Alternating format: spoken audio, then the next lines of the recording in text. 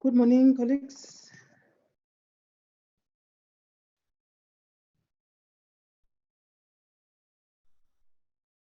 A very good morning to you. What's the time now?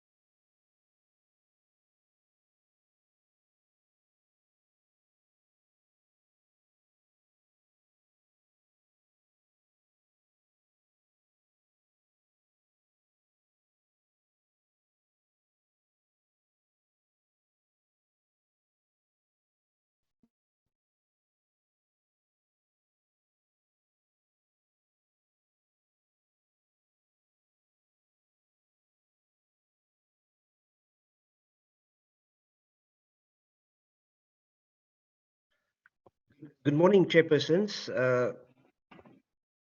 It's 9:30. Chairpersons, if I could hand over to yourselves to open the meeting. Yes, good morning. Good morning, honorable members. Good morning to the team education. May you fly the agenda, please?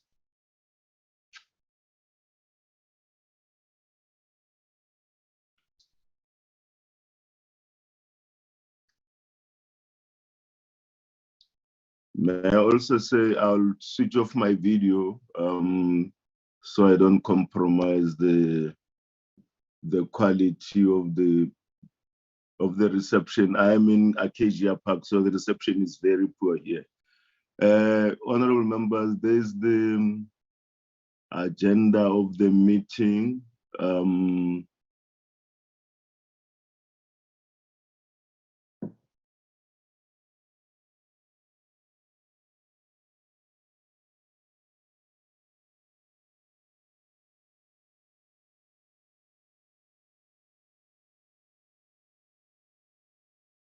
Yeah, you all welcome. Let's look at the agenda. There's opening, welcome, adoption of the agenda, apologies. And we have 2 items on the agenda, briefing by the department on the NSC examination and the TMSS report.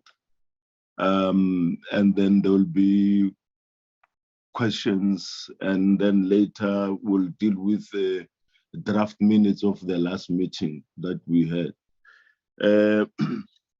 DM, what we expect from this meeting, it's very simple. I'll come to that after we have adopted the agenda. Are there anyone who's moving for the adoption of the agenda? Any mover? Chairperson, my name is Ronnie Muratsetla. I move that this agenda be accepted as is. Any seconder? Muratsetla is moving. Honorable Muratsetla, any seconder? I second, Chair, Adjones. Honorable Adjones seconds. Honorable members, we are meeting again under the same conditions that we met in last year under the COVID restrictions.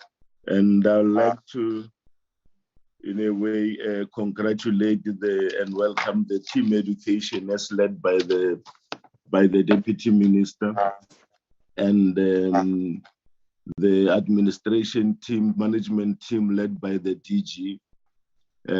We thank you. You have really done a sterling job under the circumstances where, you know, teachers were testing positive for COVID, and at the same time students also. But you managed to steer the ship to where we are now.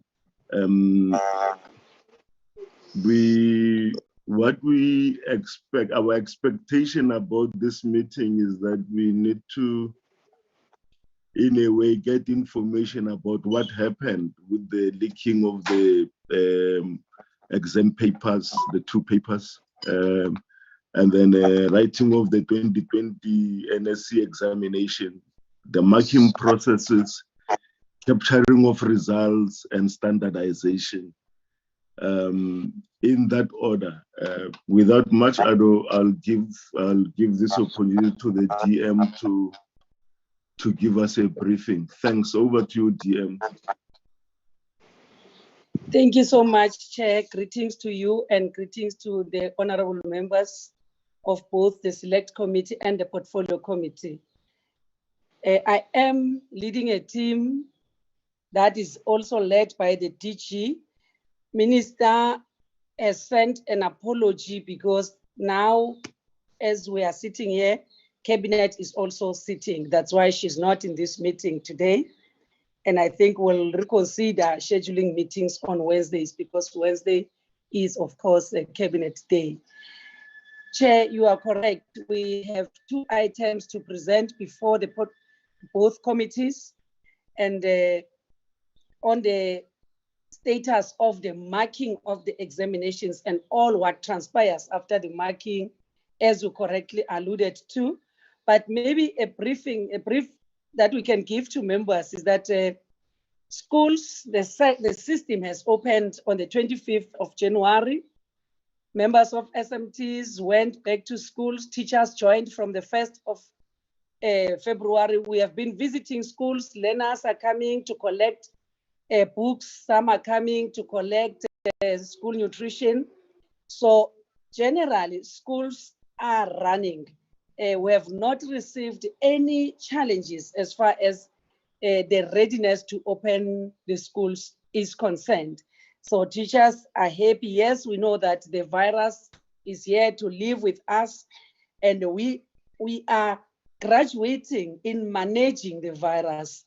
We are not experts yet, but every day it's a lesson, every day it's a lesson, and the system keeps on improving, and how we respond also improves. So I am with a team that is going to present. Chair, I heard you alluding to the fact that what happened to the leaked papers. Yes, we will give a bit of a response to that, especially on the methodology that we are using to investigate. Remember, even last time we catered to the committee that we will do even investigative marking, we'll do all this to determine exactly that can the status of this examination be affected by the leaks. So we are going to present on the method that is going to be used. Remember, it's in two twines. The other one is with the security agencies, which we don't want to tamper that much with. And those that we did as part of the management of the irregularities in the running of the examination. Those ones we are going to present to you. So I am with the DG and the team Basic Education. I would love, Chair, through your permission to allow the DG to lead us on the presentation. And I want to make a request that maybe we do both presentations, then we take discussions thereafter. So if that is agreed to, then Chair, allow me to call the DG to present. That will be allowed. That is in order. Thank you. DG? Thank you very much, Honorable Chair, honorable members, Honorable Deputy Minister, colleagues from the Department of Basic Education, and colleagues from the Portfolio Committee and the Select Committee. Chair, indeed, as the Deputy Minister correctly pointed out, we are presenting to the Portfolio and the Select Committee two presentations, one on the National Senior Certificate. We're giving a progress of the activities that have been carried out so far, but also of the investigation, as you correctly pointed out, Chair.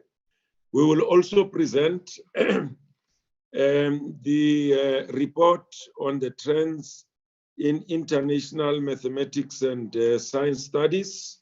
The study which was conducted in 2019, as you know, that these studies are conducted every 5 years. So the report was presented December last year, and we will be taking the committee through the findings of that study. I will be failing in my duty for not acknowledging the leadership of the minister and the deputy minister carrying us through a very difficult year of 2020. That guidance and leadership came in quite handy. Also, the leadership from the Portfolio Committee and Select Committee as an important sounding board, but also holding us accountable. I want to also highlight the fact that where we've managed to succeed and where we've managed to achieve, credit goes to you also, Chair, as well as the Portfolio Committee and the entire Select Committee for the work that we've been able to do. Without any waste of time, Chair, I am going to request Dr. Polia, who is the Chief Director for Exams, to take us through the presentation of the National Senior Certificate. Indeed, it was an extremely difficult year, 2020. We lost teachers, we lost school principals. As you would be aware, Chair, we even lost teachers who came to mark our scripts, dedicated men and women who were determined to even carry out this national assignment despite the threat of ill health and even, imminent death every step of the way. We've also lost internal and external moderators. We've lost our chief markers, and these skills are very difficult to find. It takes a long time to get people who are experienced and who are able to do this work in the system. So we are a bit reeling as we begin the year of 2021, but we hope that we'll still have to rely on your guidance and your leadership as we navigate our way through the year of 2021. So I'm going to request Dr. Polia to take us through the first presentation. Shortly thereafter, Dr. Mark Chetty will then take us through the TIMSS report. Dr. Polia? May I say before the good doctor, I also forgot to acknowledge the chairperson, Bongi Wembingo Gigaba. She is in the meeting here. Welcome, Chair, to the meeting. Thanks a lot. You may continue, Gigi. Thank you, DG, and good morning to the honorable chairpersons.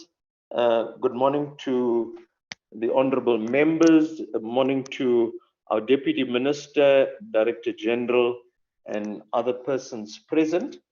The title of the presentation says Update on Marking, but as our DG mentioned, we will provide you with a broader update which will touch on writing and will provide all the processes subsequent to marking. And my colleagues are going to help me with the flighting of the presentation. I seem to have a problem from my side. In terms of the outline of the presentation, we'll go through all the subsequent processes, and I think our honorable chairperson seems to have a good hold on the examination processes. Congratulations, honorable chairperson. You had them in the correct sequence and order. In terms of the writing and some introductory comments, while we're waiting for the flighting of the slides, the examination commenced on the 5th of November and terminated on the 15th. We had a later exam scheduling this year, and this was an extraordinary exam for two central reasons. Firstly, we were not only dealing with larger numbers, over 1 million learners, but we had to accommodate COVID-19 and adjust our protocols accordingly. It seems as if my colleagues are having a problem with the flighting. Mr. Mahada?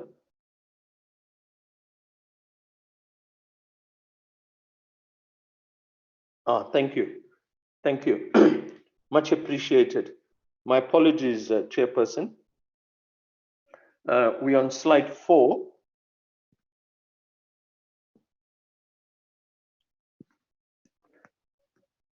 Thank you. Thank you.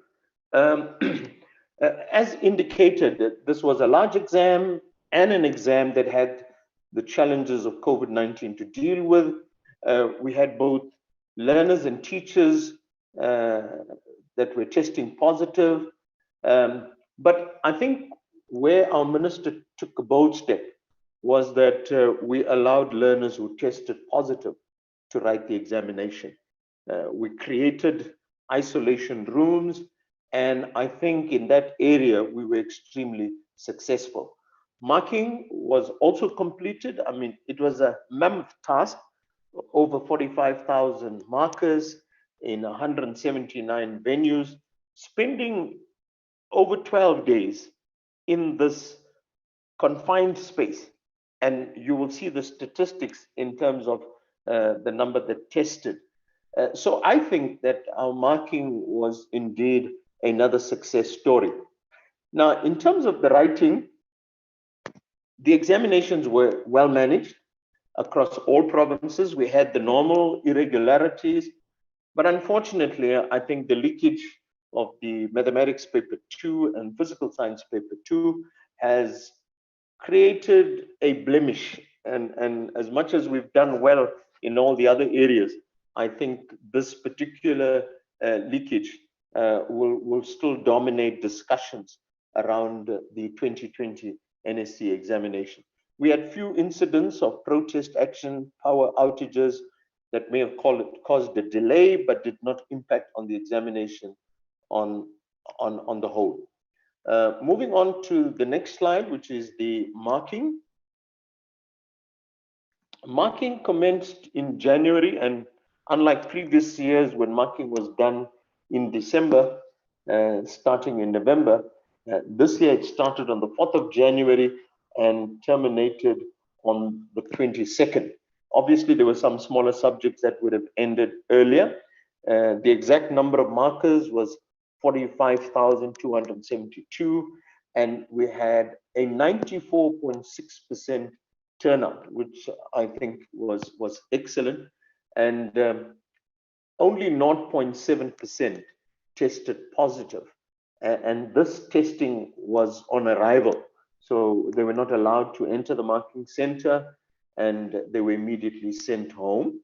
And with the over 5% that did not pitch, we could accommodate that simply because in our planning, we did foresee the fact that there may be large numbers that will not turn out. So we had an extended reserve list, and that extended reserve list allowed us to accommodate the shortfalls, and I'll provide you with the exact figures in a moment. So marking was successfully completed. Moving on to the next slide, which provides us with the exact numbers in terms of the marking. The number of markers are listed per province, with the Gauteng appointing 12,148 markers. We marked at 179 centers, and I want to mention that our Director General visited all centers during the marking process. How we did this, I'm not sure, but he literally, physically, in person, visited each of these centers. We had 2,463 withdrawals, and these withdrawals were accommodated by replacements. There were fewer replacements, but that does not mean that the marking was compromised. Simply what we do is that we extend the number of marking days where we could not find markers, particularly for certain subjects which are very specialized. And the number of markers that tested positive was 315, and unfortunately, we had 7 fatalities, and we want to once again express our thoughts and our sincere condolences to the families of the 7. DG said they died in harness. They died as educational martyrs, trying to accomplish a national assignment. Moving on to the capture. Capture is a very important part, because once a marking is done, those marks are transcribed onto mark sheets, and from mark sheets, they have to now be captured on the examination computer system. And we employ a double capture system, whereby every mark is captured twice, so that once it's captured the first time, if a different mark is captured the second time, immediately you'll have a pop-up warning that the mark is different and that needs to be checked. So this is a mechanism to ensure that we correct or we capture accurately. We had 611 capturers across the 9 provinces. Capturing took place at 34 different centers. We utilized 55 different rooms so that we had more spreading of our capturers, and the dates are provided. And we only had 2 capturers that tested positive. Now, the next slide provides you with an indication of the percentage of marks that were captured. Umalusi requires a threshold of 95% of the marks to be captured for standardization. Obviously, for release, we want all marks captured. But if you look at the figures, and we have 3 columns simply because we had 3 different groups writing this exam, which included NSC and senior certificate. Now, looking at the figures, you'll find that all our provinces, in fact, we had some provinces that captured 100%, and others were close to 100 at 99.65, 99.98. Now, the small percentage of non-capture emanates from mark sheets that may have a problem in terms of where the exam number may not be correct, or there could be some other matter which does not allow for the marks to be captured. But all of this will be dealt with during this mop-up period between now and the release. So we target 100% capture in terms of the release of results.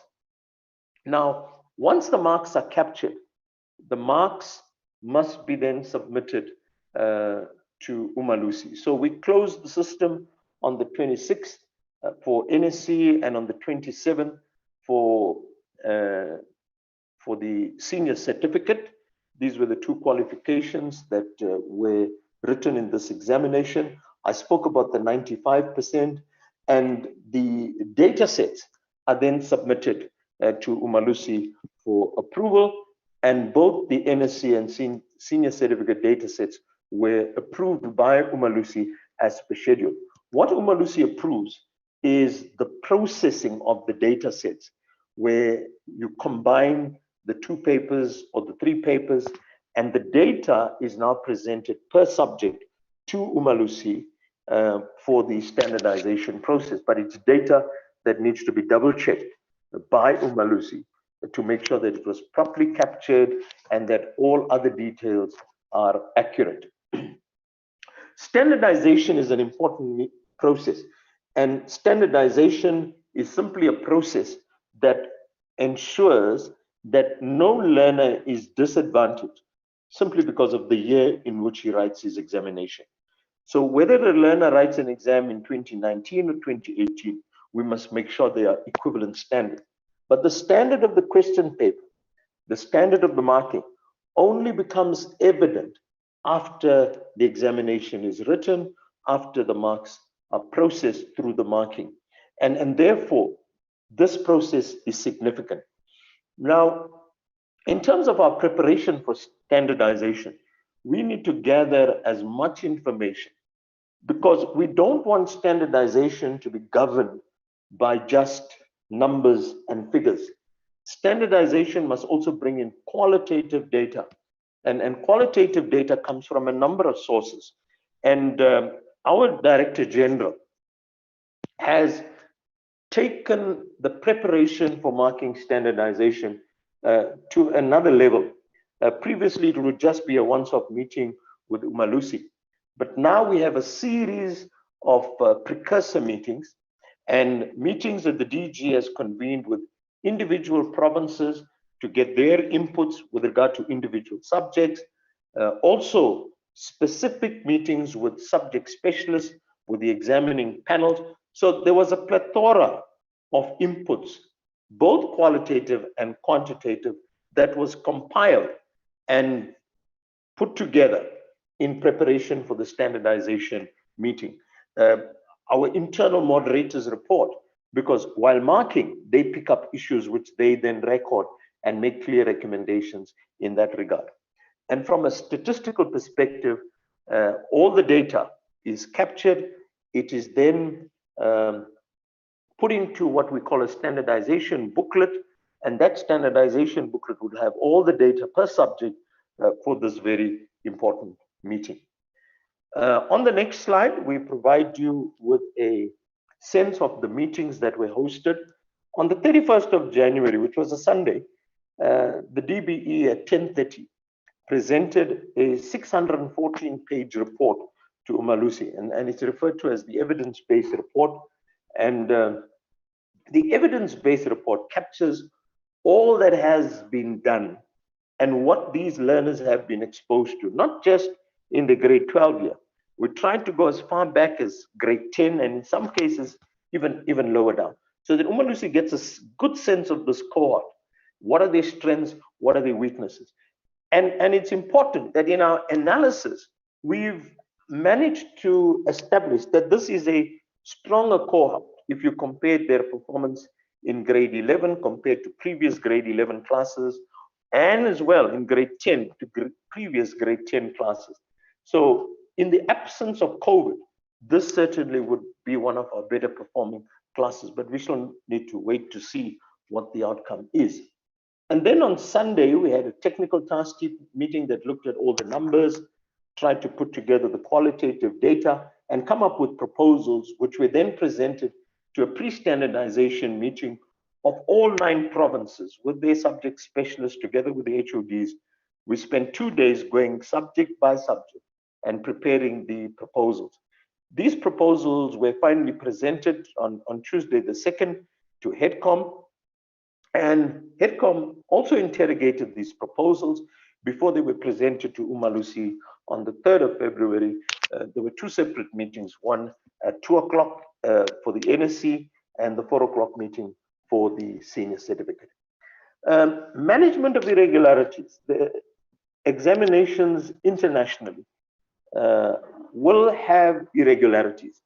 I think the issue is not the irregularity per se, but it's about how irregularities are managed. And I think we have a very vigilant system that is able to detect these irregularities and deal with them appropriately. Irregularities are reported on a daily basis to the DBE.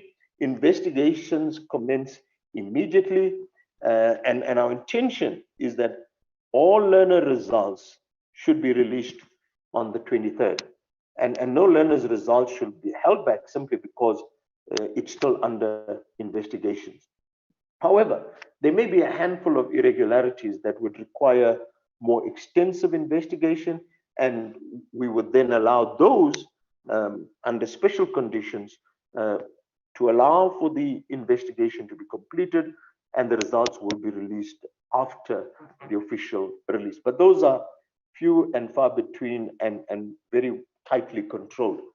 And we have what is called the National Examination Irregularities Committee, established by the minister, and their purpose is to go through every irregularity per province, and that also is a 2-day meeting to make sure that provinces have handled the irregularities appropriately. But more important than that is to ensure uniformity across provinces, particularly in terms of the sanctions that are applied. And that meeting took place on the 29th and the 30th.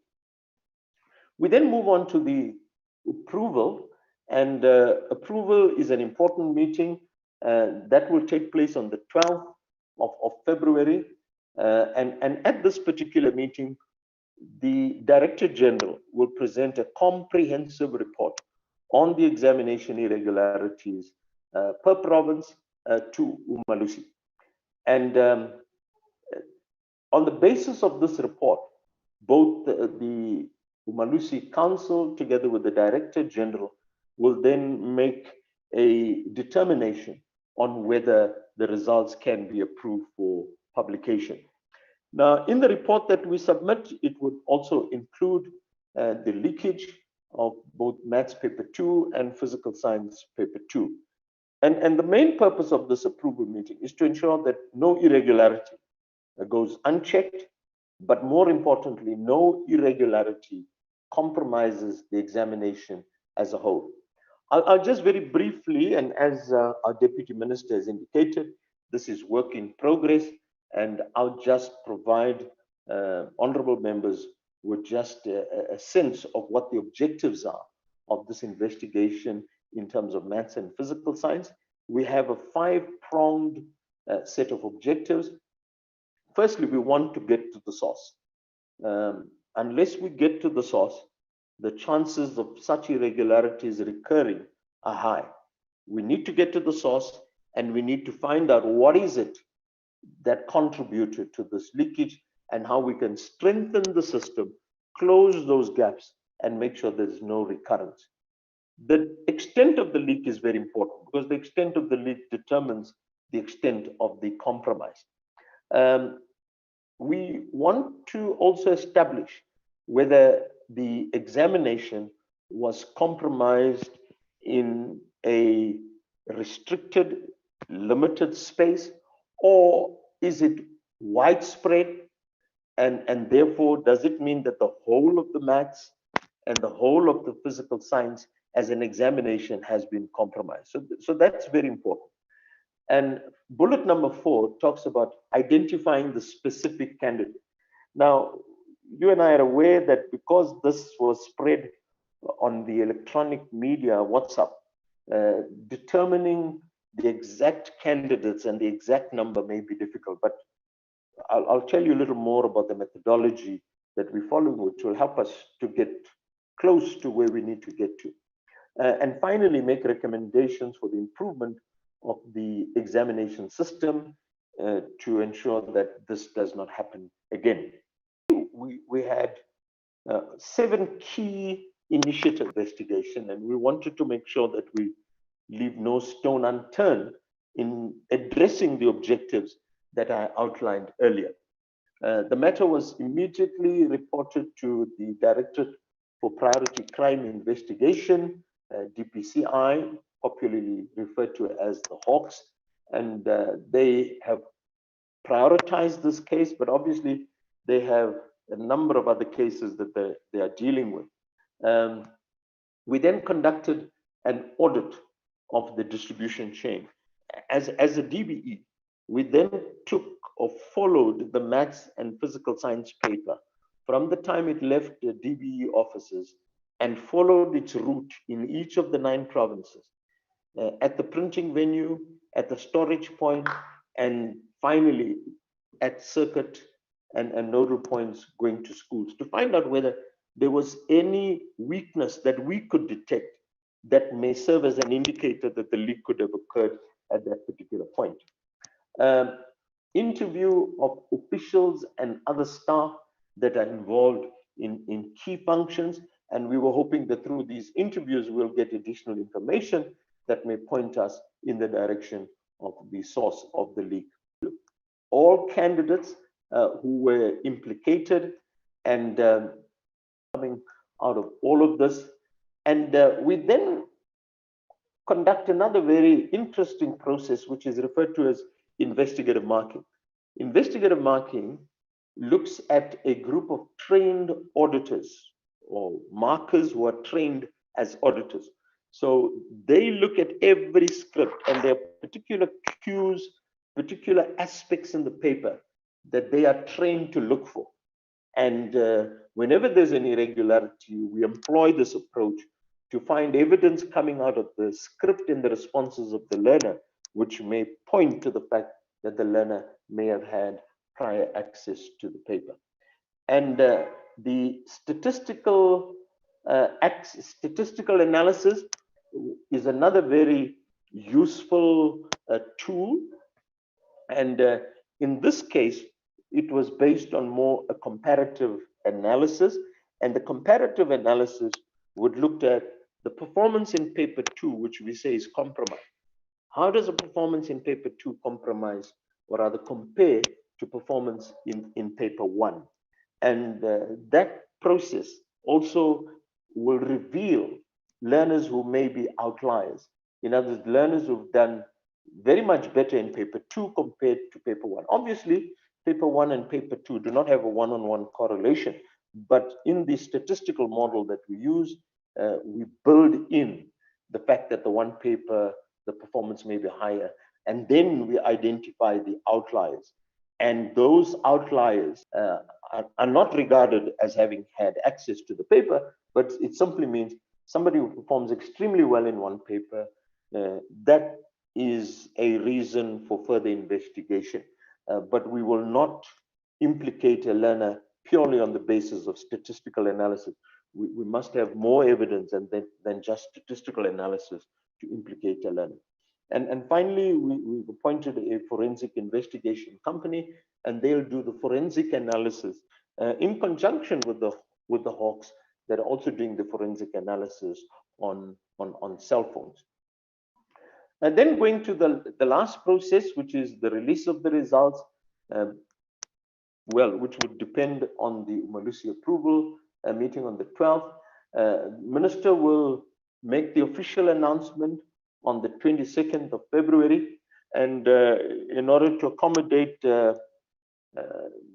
COVID context in which we are operating, for the first time, we're going to have a virtual meeting or a virtual announcement by the minister, which would be broadcast from a central venue in Pretoria to the 9 satellite centers in the 9 PDs. Minister will be based at the central venue with selected guests together with the deputy minister and the DG, and the MECs will be based at the selected provincial centers with selected provincial guests. And unfortunately, we're discouraging bringing our top achievers to the central venue, but rather our top achievers will be based in the province in which they will be located. So the MEC will present the award to the top achievers on behalf of the minister. So that is an update of the exams. And in conclusion, Honorable Chairs, I want to say that the successful administration of the 2020 combined exam is a major achievement given the challenges relating to COVID-19. And as mentioned by our DG, and I want to reiterate, sincere appreciation to all parents for being bold enough to have released their learners to write the exam. Learners, educators, markers, invigilators, provincial and national officials, senior management, and all stakeholders for your sacrificial service and boldness in making 2020 academic year a reality. We are confident that the recovery programs implemented by the department, together with the initiatives to insulate the class of 2020 from the negative effects of COVID-19, will be reflected in the performance of the class of 2020. Thank you very much, Chairperson.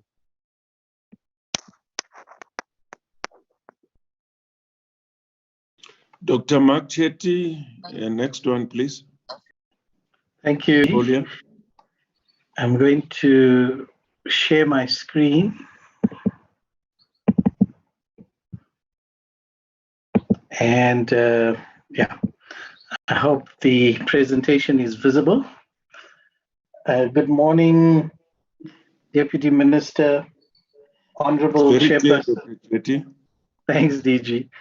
And saying good morning to the Deputy Minister, Honorable Chairpersons, Honorable members of the portfolio and select committees and officials present.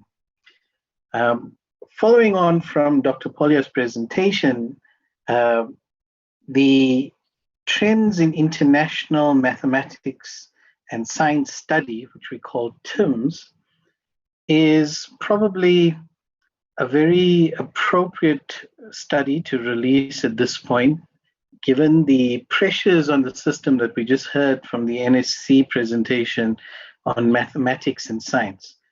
So the sector, what are the issues affecting mathematics and science in the earlier grades? And we know that TIMSS is an international study, and it gives us a sound methodology of understanding South Africans' children's performance and achievement levels in mathematics and science. So today we want to present highlights of the South African grade 5 and grade 9 results in TIMSS.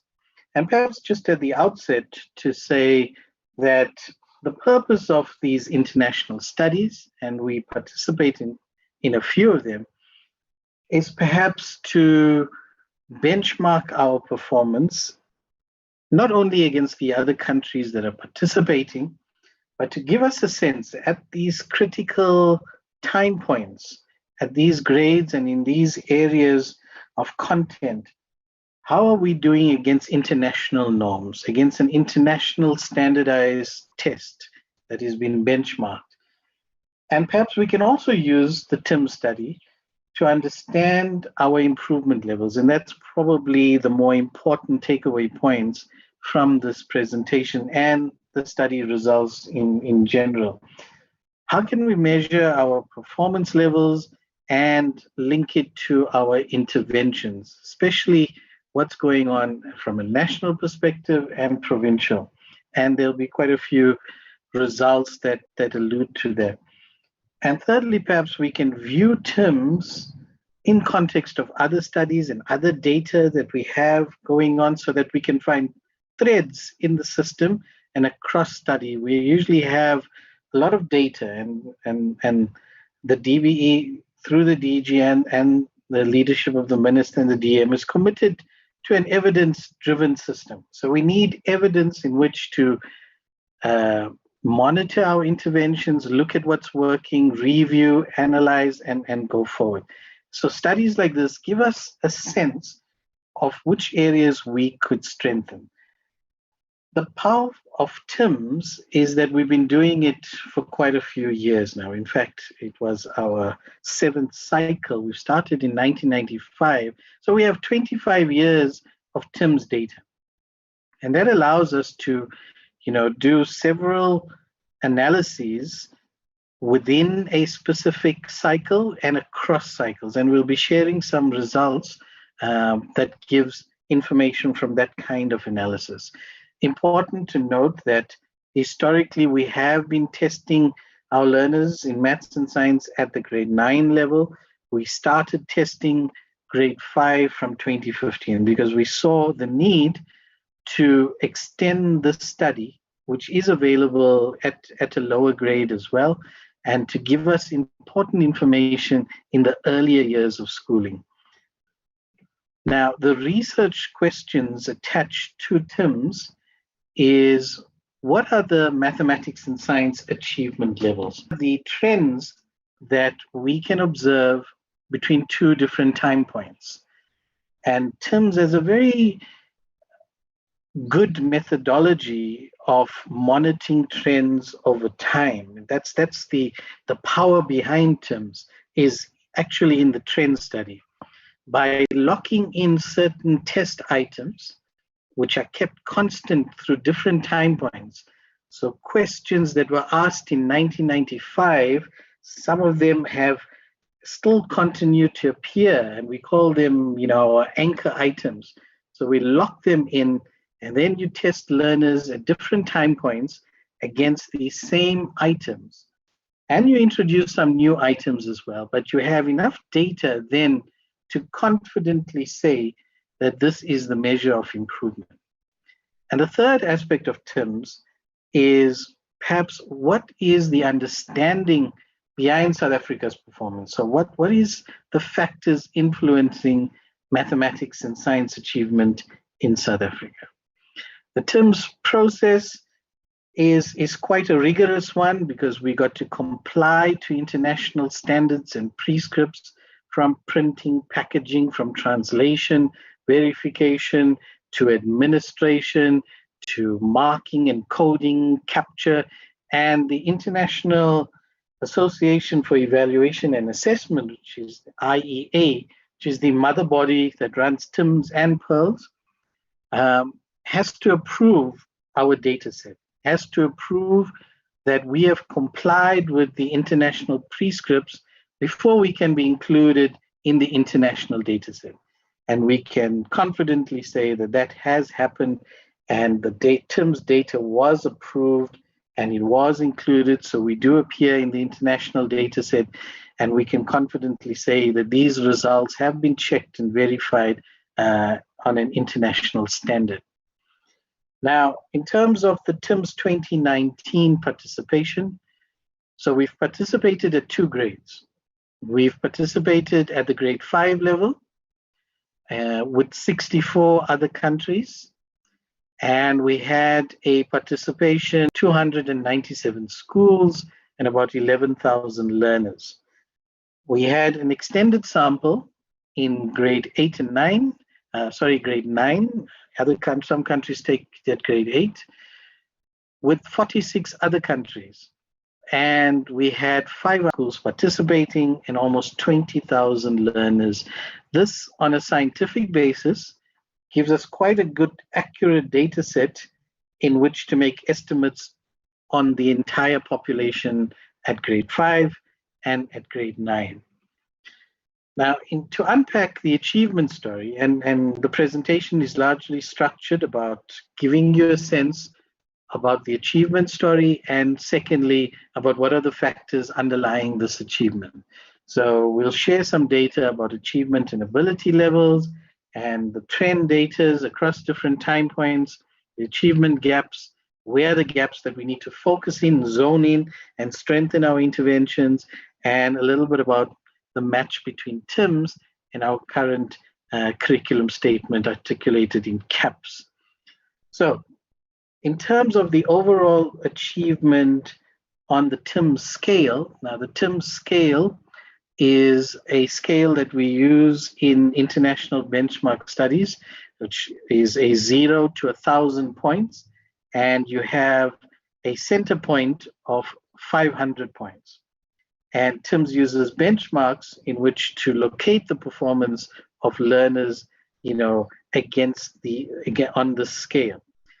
So in terms of South Africa, we scored 374 points in the grade 5 mathematics and 324 points in grade 5 science. And you can see I've just included some of the other countries here, not to say that we need to compare ourselves with these countries, but to have a sense of where in the world are the countries really performing well. And perhaps we can extract some lessons, from the countries that are doing well in order to strengthen our own interventions. That's always a good lesson or a good practice to follow. And we find that it's the Asian countries that are doing really, really well in mathematics and science. And this was the picture in 2015 as well, but you had Finland in that mix. Now you can see that, it's clearly dominated by countries in the East, Singapore being on top of the pile. And this is similar at the grade 9 level, with the same countries and including Russia coming into the mix. But in terms of our performance, South Africa scored 389 in mathematics and 370 points in science. So you can see that the grade 9 performance is better than the grade 5 performance.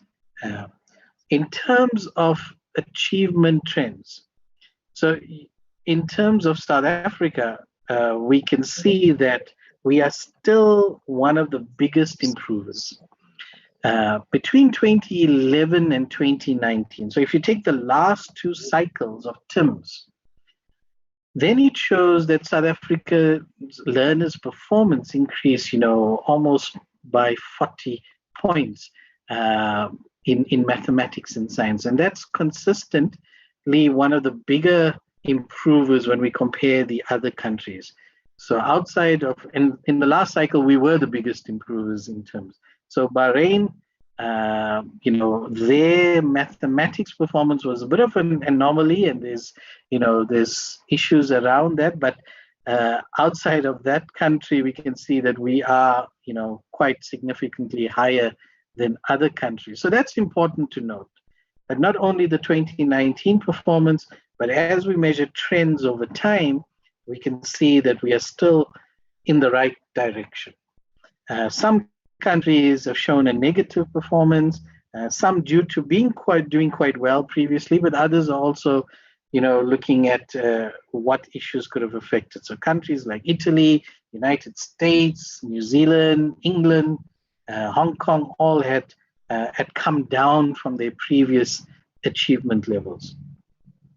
Now, in terms of some of the diagnostic data, which is a very powerful source of informing interventions in mathematics and science in terms of cognitive domains and content domains. South Africa has a mixed performance, and we are seeing that through the analysis, and I must say at the outset that this is still work in progress, and we are working on a complete diagnostic report, which will be available probably by the end of the first quarter, that goes deeper into the items themselves.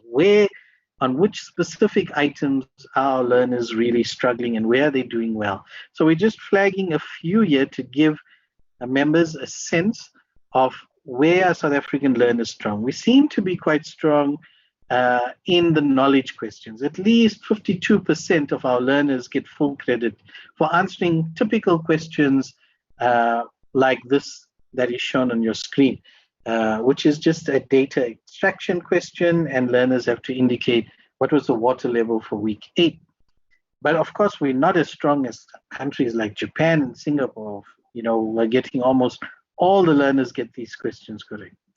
But perhaps where we need to focus our attention is on other skills level, and this will be, packaged in a way that speaks to the teacher in the classroom, and we will provide those diagnostic reports to the maths and science teachers across the country so that they can have a sense of what kind of questions they need to strengthen our learners' performance on. So in questions on application, where you've got to look at calculating the value of an angle in an irregular quadrilateral, and at the grade 9 level, this is not technically a difficult question. But we find learners in South Africa, 27% of those were able to answer this with full credit. There could have been a high percentage of learners that had partial credit, but on full credit, 27. So you can see it's lower than the knowledge questions. The international average is around 56%. Also in the TIMSS framework is questions on reasoning. So we have 3 cognitive domains in which the questions are formulated. There's a knowledge, application, and reasoning, with reasoning being the most, sort of high-end or difficult questions for learners to understand.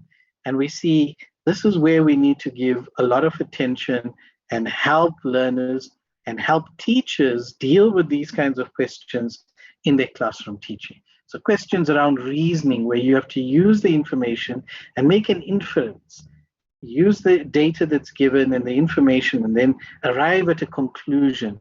On those kinds of questions, then we had 20% of learners, achieving full credit.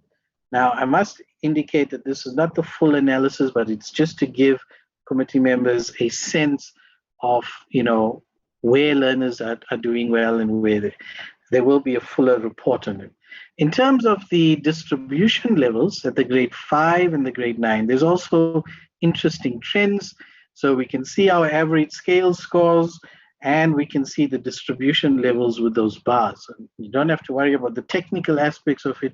What we need to point out is that science has a wider distribution and starts at much lower scores than mathematics.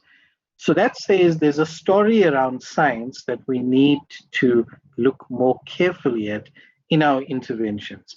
And perhaps most of the interventions around provincial levels and at district and at cluster levels focus on mathematics and languages. And that needs to be extended towards science as well. So, and we need to have a distribution that's moving from the lower scores more to the higher scores. So a shift to the right is what we are looking for over time. So we need to do some work in terms of science. So in terms of the trends over time, you can see this slide shows the achievement between 2003 and 2015, and we had an increase to 2019 by 17 points. So over time, we've been increasing. So in terms of mathematics, 2003 to 2011 was 67, between 2011 to 2015, 20, and between 2015 and 2019, 70. So we've been improving, but you can observe that the rate of improvement is slowing down. So we need not only to improve, but we need to put greater energy into the system so that we are improving, at a faster rate. And it's a similar situation with science.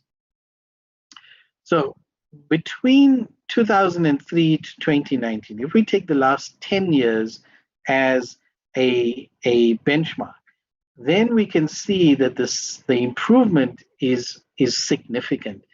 And it's significant because we would then have improved by about 100 points in mathematics and science.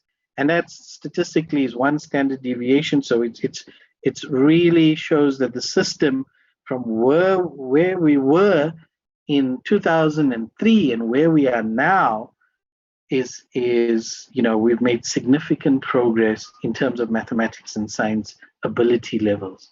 So that's good, and those are positive signs.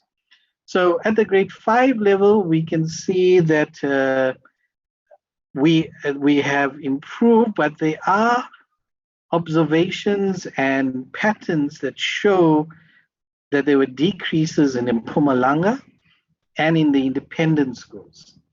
Now, this needs to be investigated a little bit further, and I know there might be issues from committee members as to why. So the reasons for that resides outside of the TIMSS data. So the TIMSS is pointing us to where there's a gap and where we're seeing certain observations that are noteworthy. And then we look at now what is the context in certain provinces, what are the interventions, what is happening, and that is the investigations that need to take place. And we will be articulating this to the provinces and packaging the information so they can really look at their own provincial data in a more in-depth manner. We also note that the patterns in primary and secondary schools show that the performance is better at secondary schools than in primary. So again, we need to enhance the interventions at the primary school level, at the early years of intervention, and perhaps a lot of interventions are taking place at the secondary school level.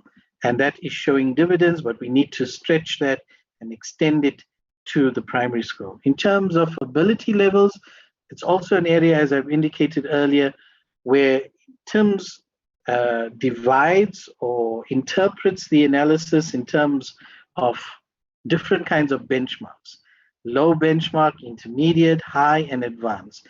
So the low benchmarks is where learners show some knowledge, of the content areas. The intermediate is where they can show some knowledge and apply knowledge in situations. And then the high benchmark is that they can apply the knowledge and have an understanding in complex situations. And then at the advanced benchmark is where they can apply and reason problem situations and make generalizations. So our learners, the majority of them, are clustered around the low to intermediate benchmark. So in our interventions and pedagogy on improving mathematics and science teaching and learning, we need to focus energy. We need to organize training sessions, and it's already happening, but we need to strengthen them in terms of getting learners to be able to answer questions that are associated internationally on the high to advanced benchmarks. And that's similar at the grade 9 levels, the patterns are similar. So the learnings from the mathematics achievement is that we can see significant improvement in the system between different time points. Most of the improvement is at the lower end, which is good. So we know those learners in previous cycles at the lower end in mathematics are now starting to shift those bars to the right and achieve higher scores. More needs to be done though. And in 2019, we observed that 4 in 10 learners compared to 2003, when 1 in 10 learners could demonstrate the basic mathematical and science knowledge. So that's a point that we've that needs to be underlined. So the rate of improvement but is slowing down. So we need to check our interventions, whether there's a plateau, whether we've, with the current set of interventions, whether we've reached a sort of climax with those interventions, whether we now need to become more dynamic and innovative or bring in new interventions, knowing that interventions do take quite a while to show itself in terms of improvements in results. Sometimes you've got to wait 4 to 5 years before you can measure the impact of an intervention. But if we want to meet our quite ambitious targets in the MTSF and on the national development plans, then we need for the improvement rate to be much larger than what we achieve. And so in the next cycle, TIMSS 2023, we would be targeting a score of 420, where our scores are currently at 380. So we need to improve by about 40 points, which would require significant effort. So we need to garner the sector, we need to pull together all elements of society and work together towards a common goal. So when we look at the within grades analysis and we look at the across grades, we can see that our means are improving. We would want them to improve further, but we are on an upward trajectory. What's interesting is that when you look across the grades, now in 2015, and this is why we've chosen grade 5 and grade 9, the grade 5 learners of 2015 became the grade 9 learners of 2019. So those learners that took part, that cohort that took part in TIMSS 2015, we can now see what were their scores in 2019, because they moved through the system from the intermediate phase to the senior phase. And there we can see on the low benchmark, there is improvement from 39 to 41%, from 17 at the grade 9, it stayed at 17. So we can see that there's bigger improvement from the intermediate phase to the senior phase than at the senior phase going upward. So what it means is that we need to strengthen our achievement levels and our interventions at the grade 5 level, so that, or earlier, so that as learners move through the system, you see that improvement coming through. So the grade 5 mean was 374 in 2019. That cohort of learners then got 389 at the grade 9 level in 2019. Okay, so science achievement is lower than mathematics, so we need to focus energy there. And we can see that the science gaps are higher than the mathematics gaps. This may be due to the language of instruction, the resources for science teaching, or the educator knowledge in the teaching and learning of science. And I will share a slide that speaks about the qualifications of the teachers in science and maths. National and provincial departments of education must also focus on science, learning, and teaching. Also in the achievement trends, we see gaps between fee paying and no fee paying. And we can see that at the grade 9 level, this gap is 75 points, and at the grade 5 level, it's 105 points. So it's much higher at grade 5 than at grade 9. And it's a similar situation for science as well. So again, it points to the benefit and the need for focusing on no fee paying schools and focusing on the earlier grades. And that will, help us to close the gaps. Provincial and poverty levels are also important to track. In terms of quintile performance, you can see here that the quintile 5 performance is higher than the quintile 1 and 2 and 3. And you can see that at the grade 9 level, the independent schools are higher than the quintile 5. But at the grade 5 level, we have a similar pattern with the quintile 5 being higher, but higher than the independent schools, which we can also take some positivity around. In terms of gender, it's often being a trend for the last few cycles that the girls are achieving significantly higher than the boys in maths and science. This is observed at the grade 5 level, where it's quite striking. It's not so bad at the grade 9 level. So the boys do catch up, probably maturity levels. They are more socialized into schooling, the expectations, and are more motivated. So it's important that we keep gender and we keep tracking. It's encouraging that our girls are doing well. They are acclimatized to schooling faster than boys. And the boys do catch up, so it's important that we keep the boys post grade 9, that we don't lose them, because they are showing that as they stay longer in the system, their results improve. In terms of the types of questions, we also find that our learners are doing better on multiple choice than on constructed response. So TIMSS gives quite a bit of data. This may point to, again, reading and writing skills, where there's less reading required. In constructed response, you will require more reading, and learners tend to find those questions more difficult. It's similar at the grade 9 level as well.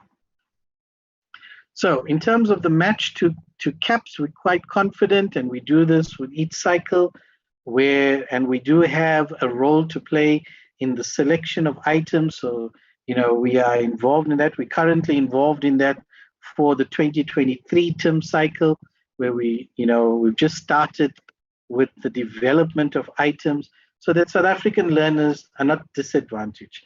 In certain areas, there is a stronger match, and we would want, curriculum to look at data and probability and to look at how we can find a greater match. But in terms of number, algebra, geometry, there's quite a high match between the TIMSS curriculum and questions asked and what is currently taught in the CAPS curriculum, as well as for science.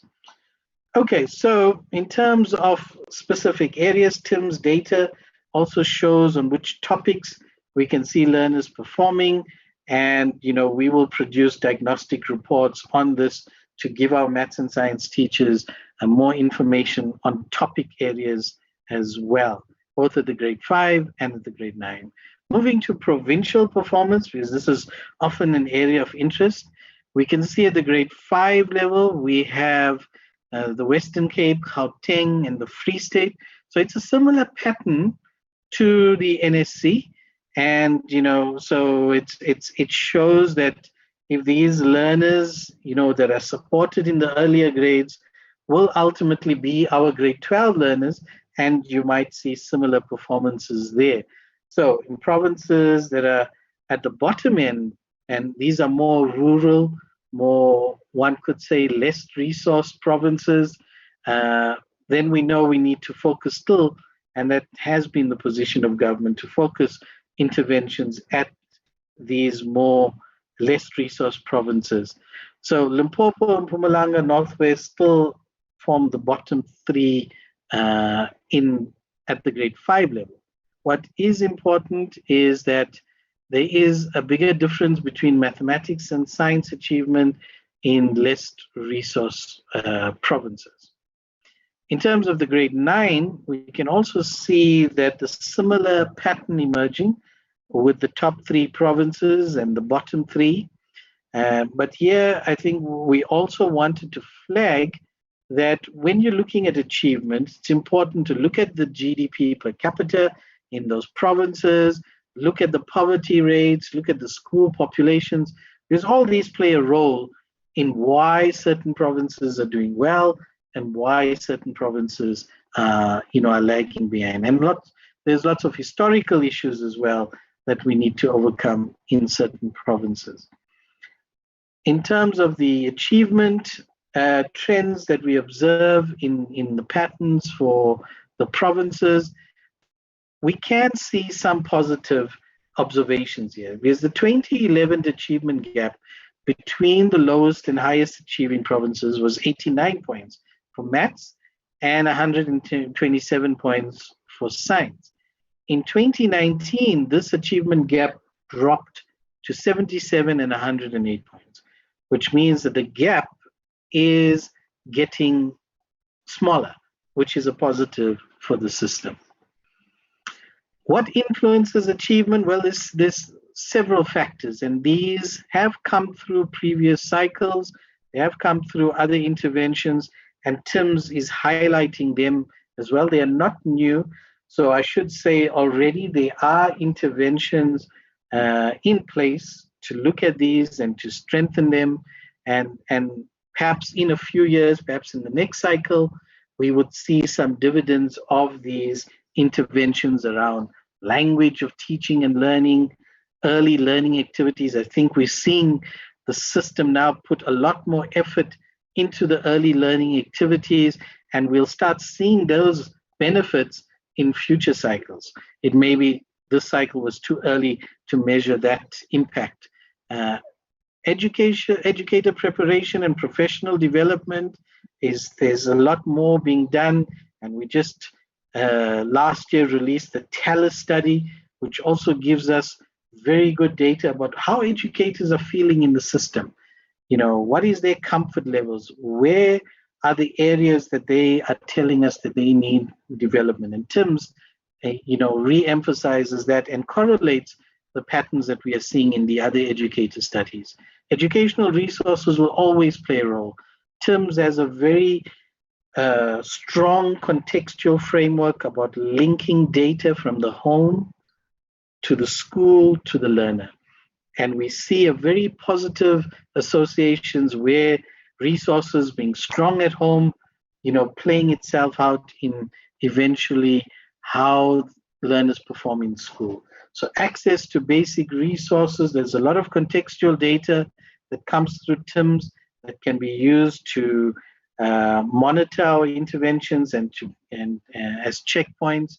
And it shows gaps between fee paying and no fee paying. And we already have highlighted that plays out in the results that we're seeing in those different categories of learners. The language of learning is always a strong association with performance. And TIMSS again correlates that learners who frequently speak the language at home perform higher than those that never speak it at home. Again, it comes back to the resources and support mechanisms and what can be done to strengthen and close these gaps is important takeaway point from the TIMSS study. Early learning is shown to have strong positive associations with learner performance. And it was interesting that the questions that were asked to parents and as to what support you give your children, and they could, in the data, you could find very strong correlations between the learners that did well and what the parents reported doing with the children at home. So reading with the children, playing, with alphabets and games and building blocks, those who were singing, counting songs, all that strengthens the support of the learner at home. And this plays itself in improvement achievement scales in studies like this. So what can learners do well before school? Most of our learners, half of them can recognize and write letters of the alphabet. So that's positive. A quarter of them could write or recognize numbers. So numeracy levels seems to be lagging slightly behind literacy levels. So more effort needs to be put in at grade R and even the grades before that. And now that the function shift is moving to DBE, I think we're going to see interventions. We're going to see more curriculum support to learners before they enter the formal schooling. And this will, show benefits and dividends in later cycles of our measurement. So in terms of teacher preparation and teacher qualification and specialization, because that's very important. As learners move through the grades, You want learners to be taught by teachers that are well qualified and are specialized in those areas. So why do we find the grade 9 performance to be better than the grade 5 performance in both maths and science? One of the reasons could be that 80% of learners at the grade 9 level are taught by a specialist teacher, with at least a bachelor's degree in the content area, a maths or science specialist. But in the primary school, it drops to about 60%, where 60% of our learners are taught by teachers with that kind of specialization. So we need to attract more teachers with the required specializations. We need to speak to our higher education sector as well to see how we can strengthen and close that gap. So in terms of the development of teachers, it comes out very clearly through this and other studies that teachers require assistance with improving learners' critical and problem-solving skills. So it's not a surprise that 89% of our teachers are saying they need professional development in this area. And then we see the areas where our learners are kind of, performing where they're finding it a challenge in the application and the reasoning skills. So that all kind of links in well together. So the information comes quite strongly there. Access to resources is always important because learners need to follow through. We've seen this with COVID, and even greater need for learners to have resources that they can look at and go through on their own. And we see that coming out quite strongly at the grade 5 level and at the grade 9 level, that where learners had their own textbook, their own workbook, then the scores were higher than those who had to share or those who did not have. That was a pattern that came out quite strongly. So in terms of access to IT and devices, so it's interesting to note that more grade 5 and 9 learners have access to a computer at home than at school. And we know there is an intervention at this through the DBE to improve the access to devices and the rollout strategy. So that wouldn't be reflected in this study. We'll see that coming through in future cycles of TIMSS. To end up the presentation, Chair, is what can we, sort of do going forward? And we know that we need to improve at a faster rate. So we note the improvement levels. We note that we are still on an upward trajectory, but we need to accelerate the improvement. We need to look at where the gaps are between the fee paying and no fee paying, and between less and well-resourced provinces. We need to focus on the core curriculum, and we need to enable our learners to go into deeper levels of thinking. So, and there is initiatives around there of strengthening the curriculum by making it less wide and making it more in-depth. So we can take note of the gaps and the transition levels that TIMSS is showing us. We can look at how we can use the data to strengthen the professional learning communities at school, especially the mathematics community of teachers and the science community of teachers. Get them together, get them to share best practice. We need to empower our subject advisors, to really give effective support. So we're seeing at the primary school level, they need to give much more support to our teachers so that we can have the right skills. We need to have high quality online resources. We need to take into account that the school climate does matter. So that link between the home and the learner performance is mediated through the school. So strengthening a positive environment at the school will serve us in good stead. And of course, language is a critical determinant. So, Chair, in going forward, the next steps that we've identified is that we need to complete the data and we need to extract as much as we can from these studies because they're very powerful in the data that they reveal. And we need to complete the diagnostic reports for mathematics and science. So we're working on 4 diagnostic reports, mathematics and science at the grade 5 level, and mathematics and science at the grade 9 level. And that then needs to be infused in the DBE planning for mathematics and science subjects. We've already had workshops with provincial mathematics and science coordinators. We did this immediately after the release, where we called them to a meeting to show them, some of the patterns and observations that's coming through, so that even at the start of their planning and the planning that they did at the end of the year could be informed by the TIMSS results. This will be further elaborated and taken through at different levels of the system, and we will package reports accordingly.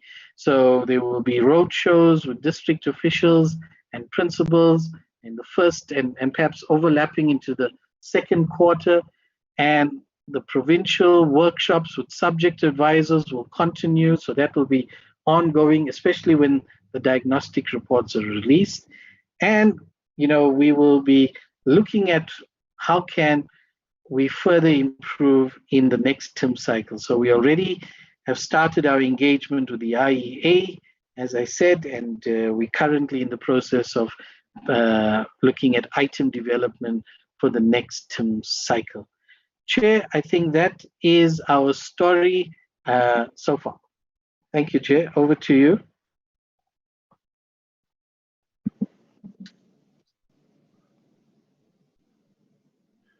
Thank you, Dr. Chetty. Over to you, Chair and Deputy Minister. Thank you. Thanks, Dr. Chetty. Thanks, DG. Thanks a lot. Listening to the presentation by the department, I'll say I was very much impressed by the step-by-step account of the processes of standardization. I found this very empowering, and thanks a lot to that. But Chairperson, DM and members, the issue of mathematics and how we are performance of South Africa, I think we can only improve this if we invest more in early childhood development. Because I think mostly the performing countries like the Asian tigers, I guess they're investing more in their early childhood learning on science and math, science and technology in their schools. Let me give this opportunity to members to engage with the debates and ask questions, make contributions. And I'll ask the two committee secretaries to help me with the raising of hands, just recognizing those who have raised hands from both houses. Thanks a lot. Over to you, honorable members. Person, we have Honorable Morwatsetla. Of Honorable Ronnie Morwatsetla. That is the only hand I see for now. And followed by Honorable Christian, as I'm looking at the screen. Morwatsetla, the floor is yours. Mashabela also. Honorable Mashabela. Chairperson, can I fire on? Yes, fire on, Morwatsetla. Fire on. Thank you very much, Chairperson, for the opportunity granted. Let me kill the other thing which is disturbing me. Thank you very much, Chairperson. Let us take the stance now as we welcome and appreciate their presentations. As always, the presentations from DBE are very elucid and very clear and provoking our thoughts in one way or the other. But in his introductory remarks, the Director General reflected on the bereavements that the department, as a department, they have dearly suffered. All we can say, Baba, Director General, DG, the deputy and the deputy minister and your team, is that our heartfelt and sincere condolences for those fallen heroes and heroines, many of whom, of course, it is very clear they died in their line of duty. May their beautiful souls rest in peace, so that they may rise in glory. The first question, Chairperson, which I want to pose, it's well, while we appreciate, of course, the efforts taken with regard to how the department responded to the whole process of leakages. You see the report and the preliminary briefing by the deputy minister, how they have tackled all these things. It's assisting the portfolio committee in knowing, of course, that as a department they are hands-on.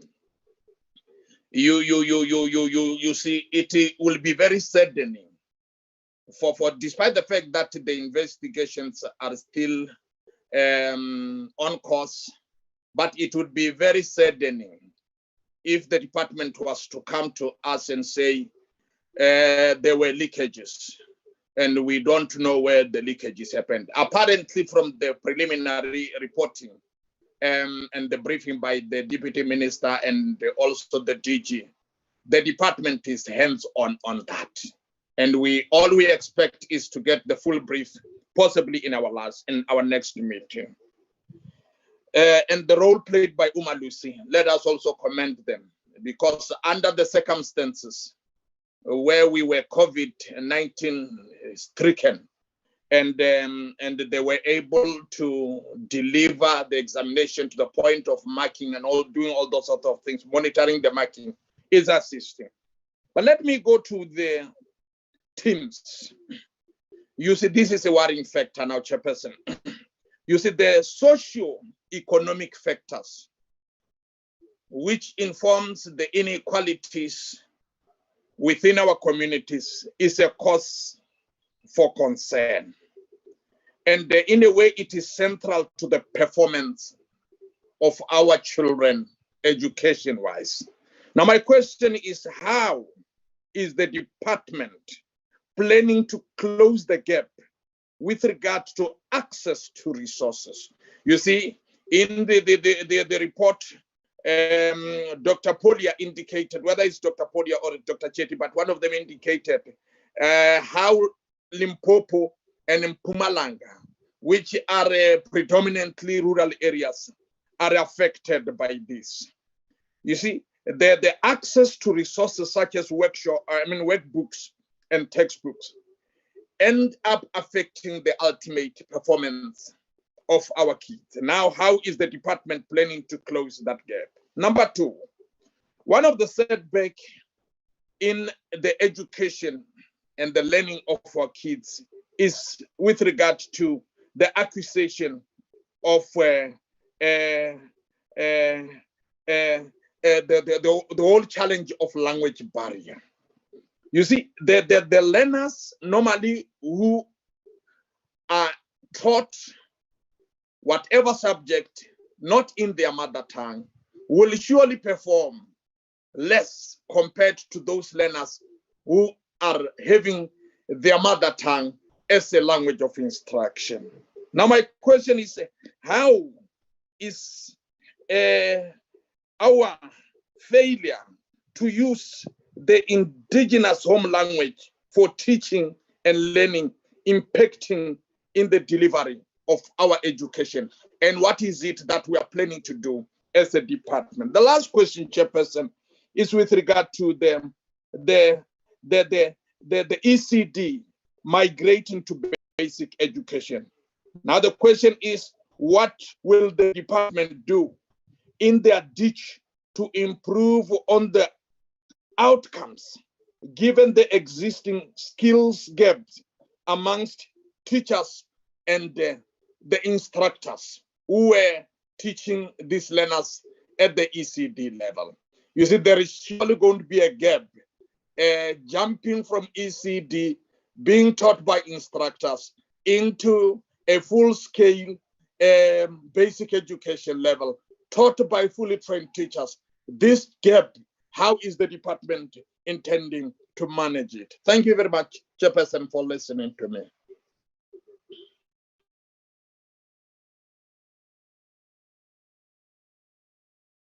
Thanks a lot, Honorable Mrosetla. Honorable Christians, the floor is yours. Thank you very much, Chairperson. And I would like to thank the Department of Education for their presentation. I have a few questions. The first one is about the exam, leaking of the exam papers. So my question is, what has the department, now that the examination papers has leaked and it has caused so much upheaval in the country, what has the Department of Education now done to ensure better vetting of the people that is dealing with the question papers? So it has come to light that the leak has been brought about with the printing company. So my question really is about vetting these companies and then also vetting the people who are working with these question papers, both nationally and at provincial level. We have to stop that from happening in the future. So we would like to know what the plans are. And then the second question, is the department satisfied with the current logistics in place with regard to the storage of question papers, both provincially and nationally, and then the eventual transportation of the question papers? Does that need to be improved on, or is the department satisfied with the status quo? And then recently, Minister Motshega stated that the department would like to increase the TIMSS score at grade 9 level to 420 by 2023. Now, I think that is a very good aim to set. However, seeing that the pace of improvement has recently started to slow down, my question is, what interventions are now in place to speed up that improvement again, especially in light of COVID-19, the lockdown? Surely we envisage some kind of backlog with our students. So what interventions will now be put in place this year and the coming few years to speed up the improvement in schools and to see to it that educators are adequately equipped? Then also on the TIMSS scale, learners who achieve 400 TIMSS, they are considered as having the basic maths and science knowledge at 400 TIMSS. Now, South Africa is still below, in fact, way below the 400 TIMSS. We still need to achieve significantly to reach even 400 TIMSS. And as the previous speaker said, I would like to latch on to what he has said. It's the unequal status of our students and their differing backgrounds across the country.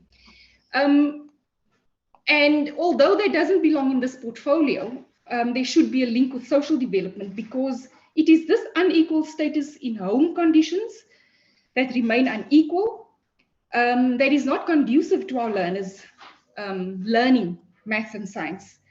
Homes still lack basic amenities, running water, toilets, low income. So those are some of the starting points just to improve on our home conditions and thereby improving on our learners' education and thereby improving on maths and science. So my question really is, what is the linkage between basic education and social development to ensure this improvement? And then, of course, nationally, to improve on our home conditions of our learners. Thanks, Chairperson. That's all from me for now. Thanks, Honorable Christians. Honorable Mashabela, the floor is yours. Thanks, Chairperson. Yeah. So let me start on the appointment of a private forensic investigation company to investigate the leakage of maths and physical science. Then how much is going to be used to pay the company? Then the second issue is on the leakage of 2 question papers, which is something that is happening every year. And it is an indication of poor examination system in our country and leaderless. Can the department, specifically the Director General DG, Mr. Muweli, account for why this keeps happening under your leadership? Then what happened to those who were found to have leaked the papers and to the students who were directly involved? Why was the department intent on compromising all students by insisting on the rewriting of the paper, despite the fact that it was leaked a few hours before examination? So I think my question is clear, specific to the Director General. Can the Director General account for why this keeps happening? This thing of leaking keeps happening under your leadership. Thank you very much.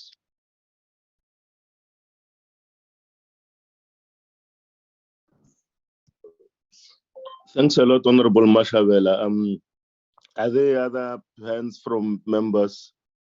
In the absence of that, I'll give over to the minister and the team to respond to some of the questions raised and the comments.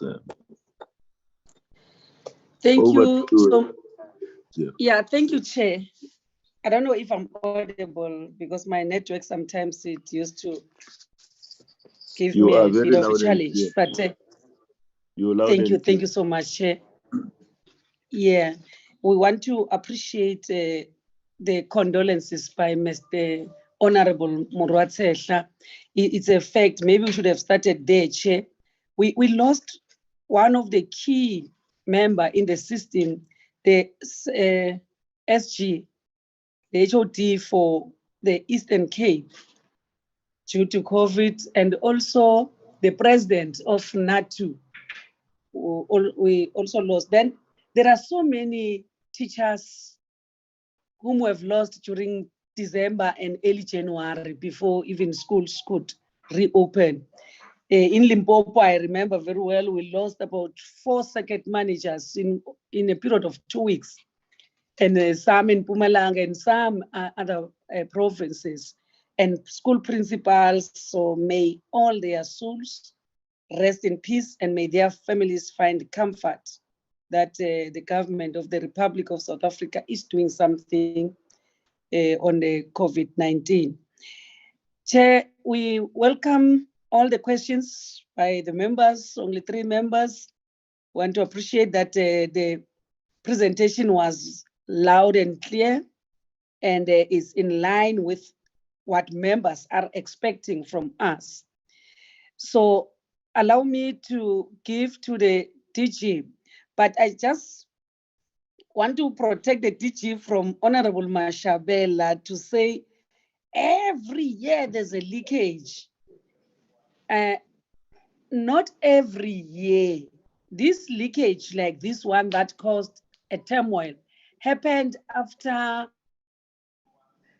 a period of 10 years where there was no leakage at all.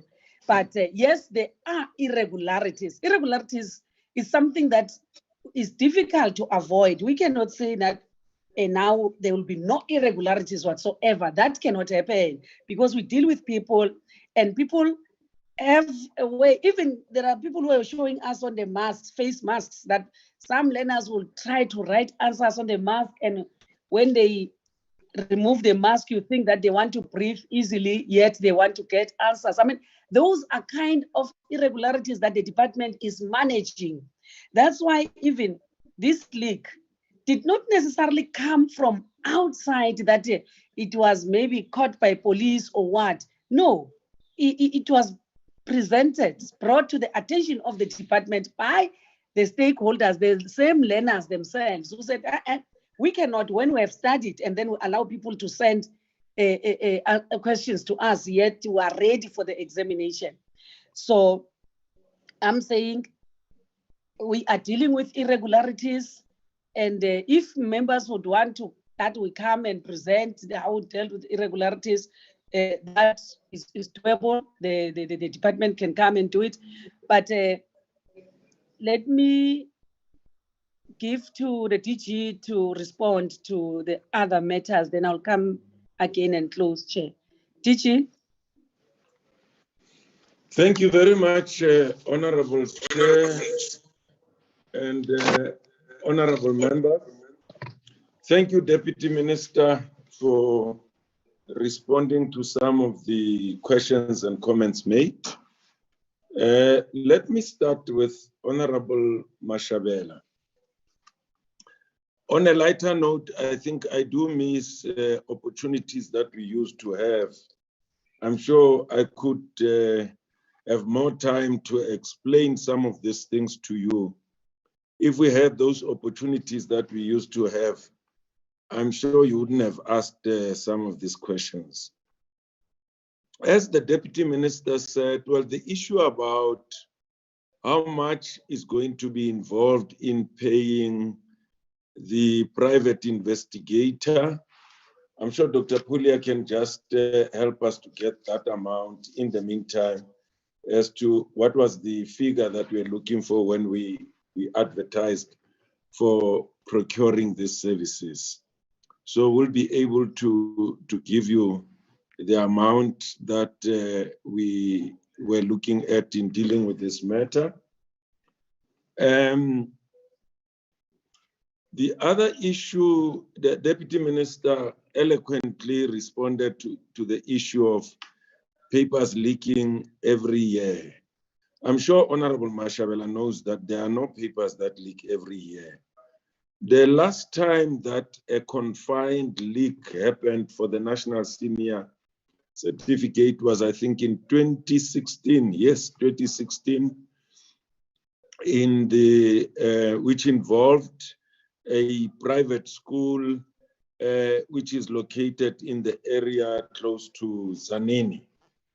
And we also took appropriate action there. It ended up being a criminal matter. The principal of the private school appeared in a court of law. The law enforcement agencies were involved. So that's how far this thing has gone. We must also remember that everybody is saying the fact that we're able to administer the exams which involved over 1 million candidates, it's an extraordinary event in itself. And we combined 3 categories of candidates in one exam, which never happened in the history of this country. Full-time NSC candidates, part-time NSC candidates, plus the senior certificate. It never happened. Dr. Polia tried to explain that. It was an extraordinary event. And pulling all of those together, large-scale exams are associated, of course, with possibilities of leaks in question papers, given the fact that they are high-stake exams. In fact, the survival of many people or citizens in different countries running exams such as ours depends on their ability to be able to meet the requirements and be able to use this as a qualification that affords them participation in the economy of the country. That's the science and the economy explanation behind it. We wouldn't like any paper to leak, Honorable Mashabela. But I always believe that you can get the best systems in the world, but the one factor that will remain a risk in the system is the human element. We are unable to penetrate the hearts of human beings and capture them 100% and make sure that they do as expected. We hope and keep our fingers crossed, and we pray. We subject them to all kinds of things. You can vet them, which we do, Honorable Christian, we do. And of now late, we've even gone to the point of using even services of the National Intelligence Services to help us heighten our security systems in the department. But for as long as you have human beings, aeroplanes in the main collapse because of the human factor all over the world. I can tell you that UNISA in 2019 had a paper leak. I haven't had anyone asking for the head of the Vice Chancellor whose contract came to an end in December. In Singapore, they had leaks in their public exams. In France, they had leaks in their public exams. In India, they had leaks in their public exams. In Malawi, in December, when we were dealing with our leaks, they were also rewriting their exams. Logically, anyone who's trained as a teacher or a manager who's been in education for quite some time, if you are unable to determine the scope of the leak, the logical solution is a rewrite all over the world. If you can't determine the extent of the leak, the logical solution, if you still have exams running in particular, you could consider a rewrite. Unfortunately, Honorable Mashabela, it would put a strain to others who are not involved. But if you can't determine who benefited and who didn't, the logical thing to do is to go for a rewrite. That's how it happens all over the world, including South Africa. But we can tell you when we come back that we now know what we didn't know then when we decided on a rewrite. And I still believe that the rewrite would have been the right solution in dealing with a matter of this nature, especially if you can't determine the scope or the extent of the leak, as Dr. Polia has explained in the presentation.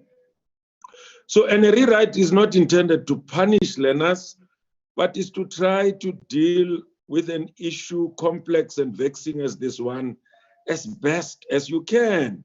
And you also draw lessons from international experience and from your own training as somebody who operates in education.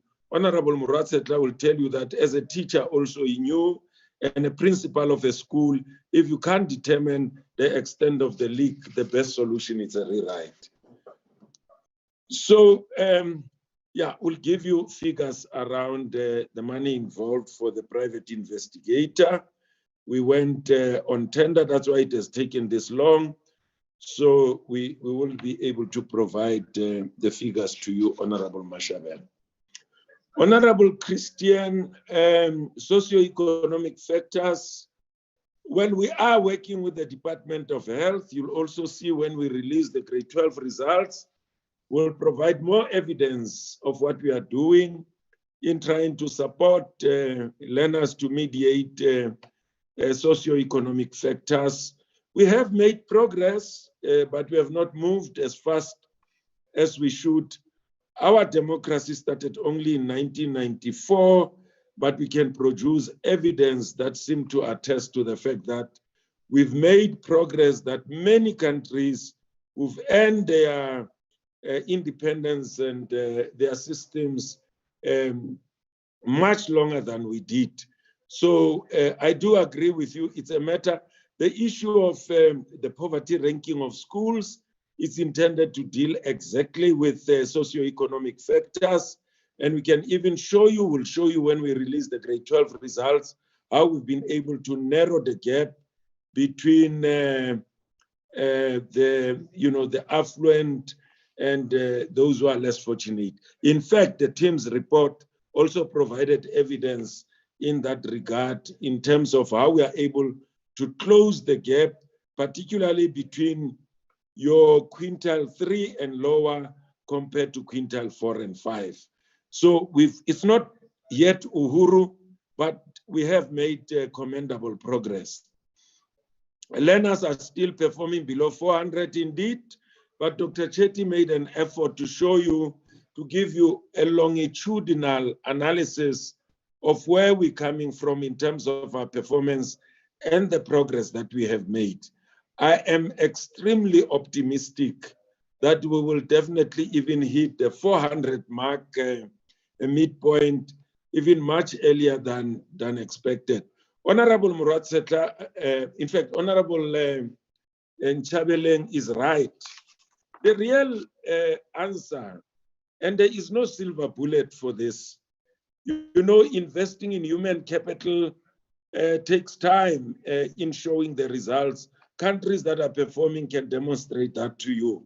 And Honorable Nchabeleng is right. We need to start from early childhood development, focus on the foundation phase.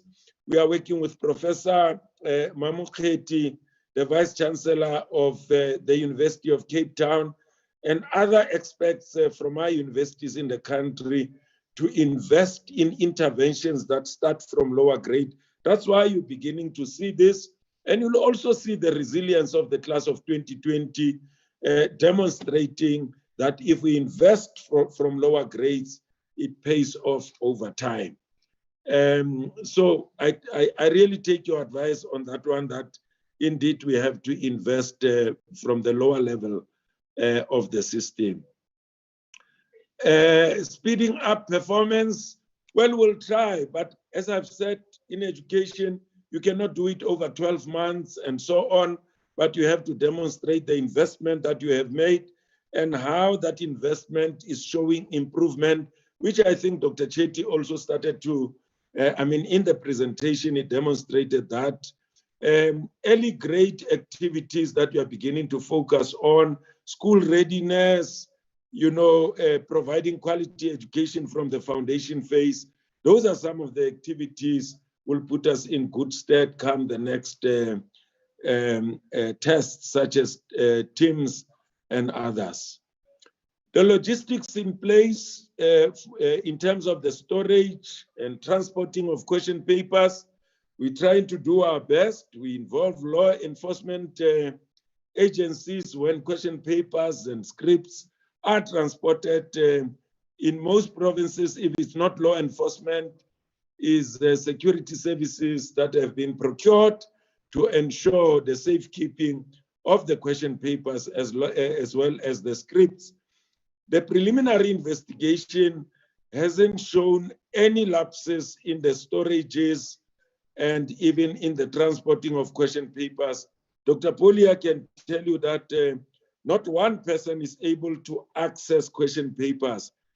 The locking system in terms of the storage of question papers, it's arranged in such a way that it involves a minimum of 2 people to access question papers through the safe in a storage facility. And the 2 or even more have to collude in order to, to create lapses in the systems that we have. I mean, in the Western Cape, they've even taken it to another level. It's an electronic system. It can only be opened in collaboration with the provincial office of the Western Cape, and there's a particular time that they allow, access to question papers and so on. So we have upped our security arrangements in our storage facilities and the transporting of our question papers. What have we done to ensure better vetting of companies? Companies are vetted. No company services are procured without the necessary vetting. We vet companies and possibly moving forward might be going down to even include other aspects that were not necessarily part of the vetting and so on. As some of these things happen, we indeed become wiser. In most cases, we try to preempt them But in some cases, as I said, the complexity of human beings, sometimes you are unable to cover it 100%. Honorable Murwatsetla, the issue of upskilling the ECD practitioners, well, we have a comprehensive teacher development program which has been even implemented when this function is still with social development. So what we will do is to strengthen that teacher development program. Many of the ECD practitioners, some of them didn't even have NQF level 4, which is your grade 12 equivalent. We now even have ECD practitioners who have NQF level 5 and NQF level 6.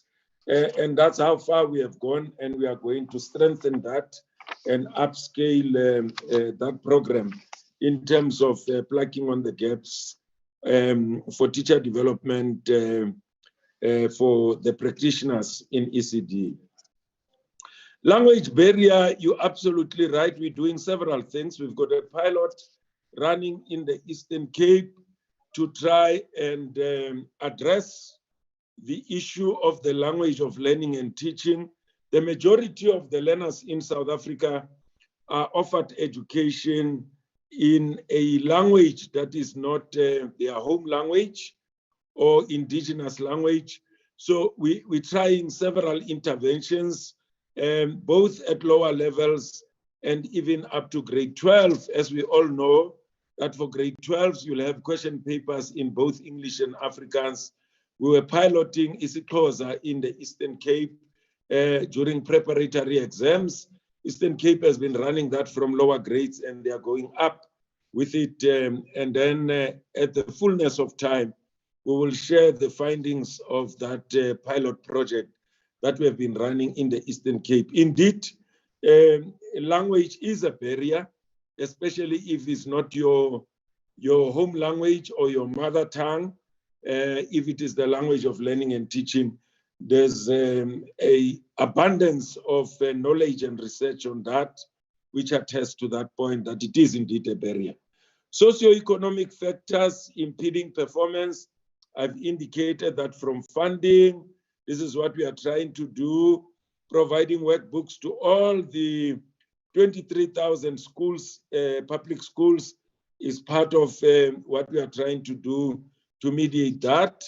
But please, if you meet with the Finance and Fiscal Commission, you also need to put these questions to them as to what progress have we made to reduce inequality in between provinces. I haven't heard that question coming from members of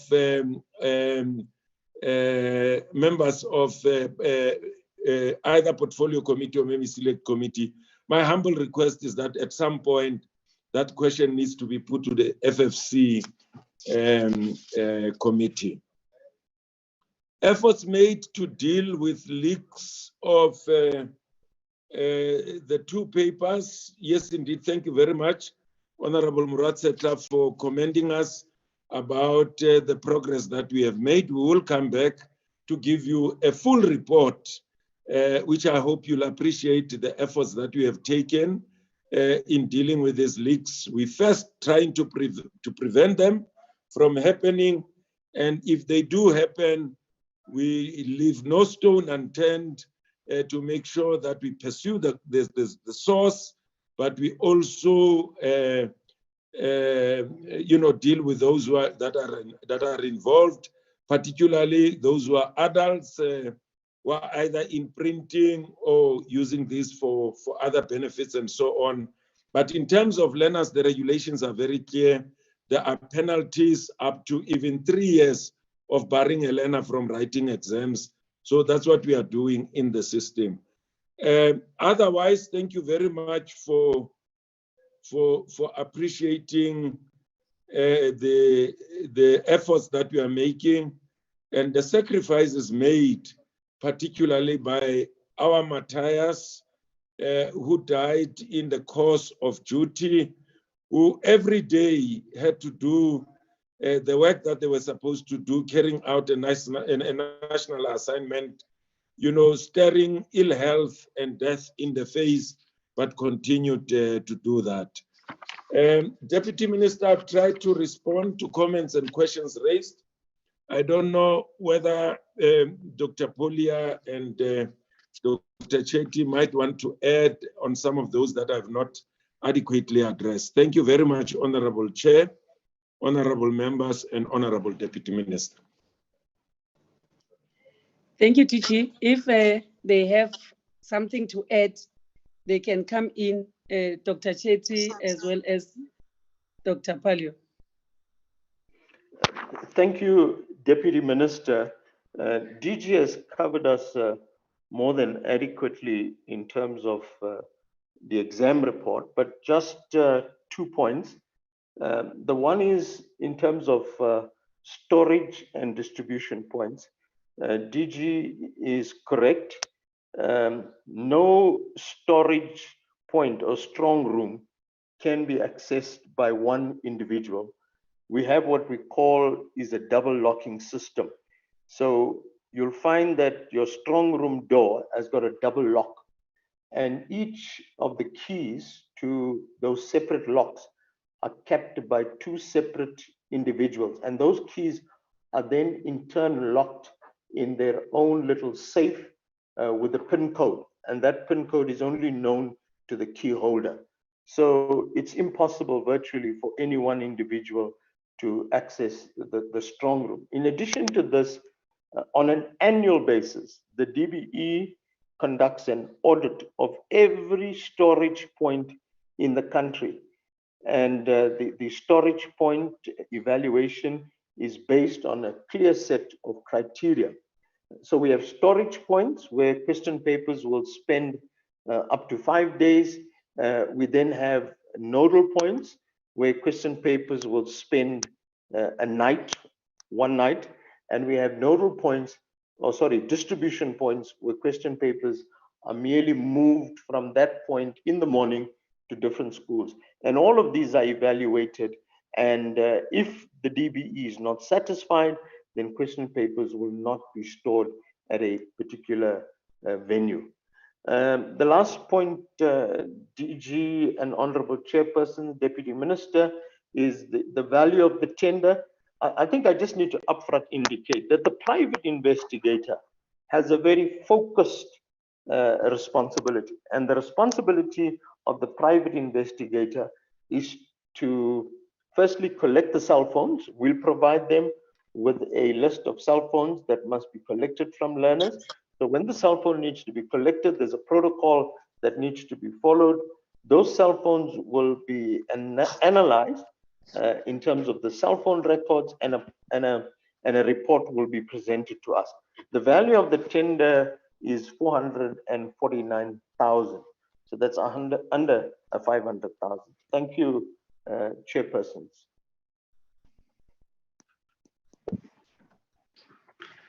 Thank you, DG. Perhaps just on my side, just to add, I think also DG has covered us quite comprehensively to the questions raised on the TIMSS study.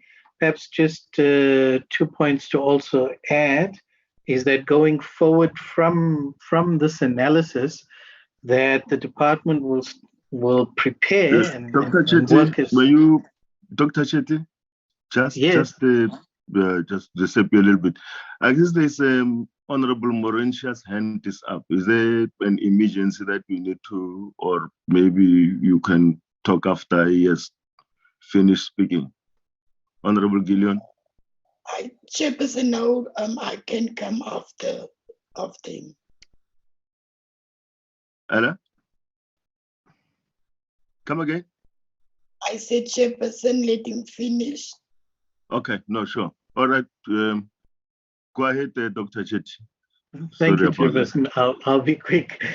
Just to add that, going forward, there will be province-specific interventions and analysis done so that we'll equip provinces to look at the TIMSS data in a more in-depth way so that we don't have a one-size-fits-all scenario, that we prepare analyses that can further empower our provincial coordinators, our districts and our clusters within provinces to focus their interventions. Perhaps that's just for noting. And then perhaps also on the matter of the ECD and improving skills, later this year, we will also be conducting an early learning national assessment, which looks in a little bit more in-depth at that transition between the ECD and grade 1.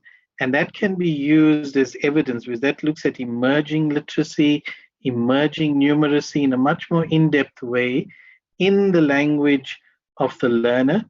And that will further inform the upskilling of the practitioners so that there's focused interventions in that regard.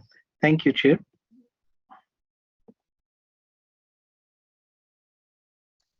Are there further additions from your team, DM, DG?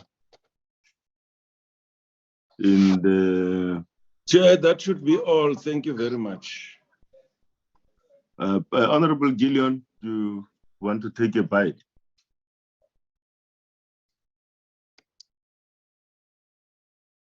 Chairperson, thank you for allowing me. Mine is just a simple request to the DM and the DG. Nothing to do with the presentations, but issues on back to school. I want to thank the department for coming out against the quintile 4 and 5 and in the media, and assisting our poor parents who's got children there who's affected by the pandemic. But I've got this request, DM, in what I've noticed, and parents are really phoning me on a daily basis, is also in the quintile 1 to 3 schools, the no-fee schools. There is certain schools that are asking parents to buy their own stationery, and also for children to pay a fee before acceptance. If the department can just in the media come out and give the real message out to our parents and also to that quintile 1 to 3 schools. I'm trying to intervene with the departments where it happened in this province, but still, DM, we are struggling. Thank you. Thanks, Honorable Gillian. That problem of the fees and all, I think it applies to all the provinces. And maybe my request would be that the department should, communicate, and clarify people and give direction where there are uncertainties about our people. And then I like to say from this that we're going to the end, that we're going to later have I'll release the department so that we can deal with internal matters, like deal with our minutes of the past meetings and all. And then from me, Chairperson, I'll say it's never too late, nor will it ever be too early to give a moment of silence for the fallen heroes and heroines in the education battlefield. Let's take this moment of silence before we release you, so that we deal with matters related to the minutes of the committee. Moment of silence for the departed.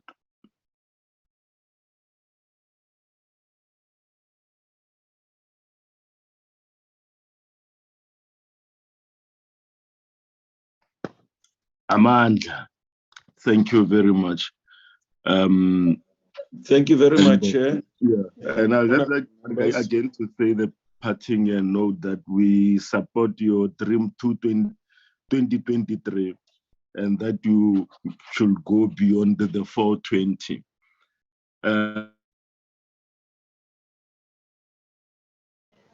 Thank you, Chair.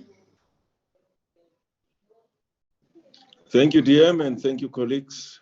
I would like to say, oh, DM, your closing remarks, sorry, before we go into the minutes of the meeting. No, Chair, we really appreciate the support of the committees. Yes, we know that you keep us on our toes, especially if you are ahead of the issues and the researchers are doing a good work. Like we cannot see all the sides. The other sides may only be seen by members of the select and the portfolio committee. And we really, really appreciate that the things that the department cannot see, when you are able to see, bring them to the attention of the department. And by that, we will be giving people of South Africa a better service in education. Chair, just the last question, just to give a bite on it, the one by schools which will want some form of funding. Yes, I know that sometimes, but it's not easy that a school can take that decision without the involvement of parents. Normally, they discuss with parents, but we are saying those parents who do not yet, even if the majority of the parents within a school have agreed to pay a particular amount of money, but if the parent does not have money, let them come forth so that as the department in our provinces will be able to help them, because a child must not be expelled from school because parents do not have money to pay. So we have ways and means on addressing such matters. But under normal circumstances, it's parents coming together under the leadership of the SGP to say would need 100 Rand per parent. So the problem becomes when a child must suffer for that, yet it's a decision by parents. But we'll look at that, as Chairperson correctly put it. But thank you very much for the support of the committees. May God bless you. May the team education live longer for the sake of our children. You are released. May I check with the team to fly the minutes of the last meeting? The minutes.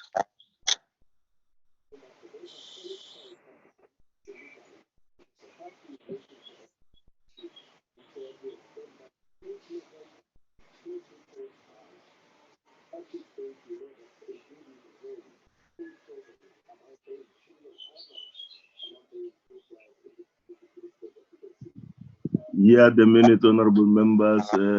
Page 1, may you.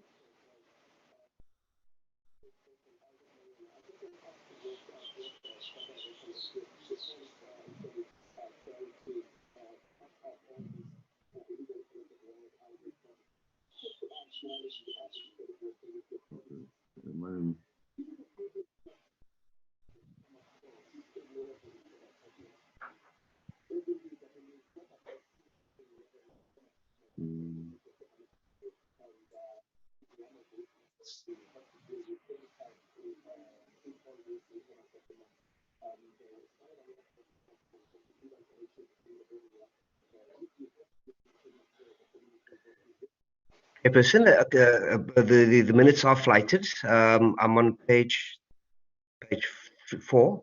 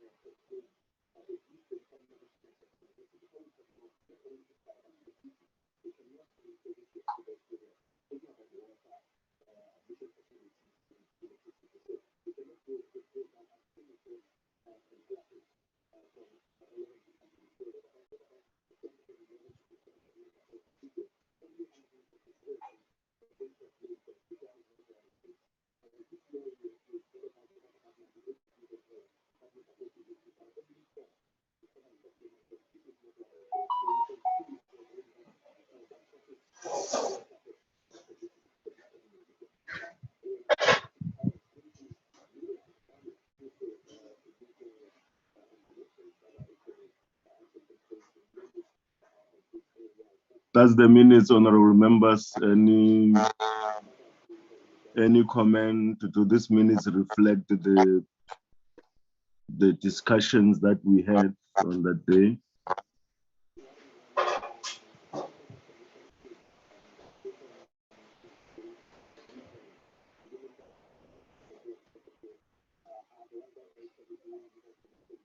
Any comment from members? Any mover for adoption of the minute?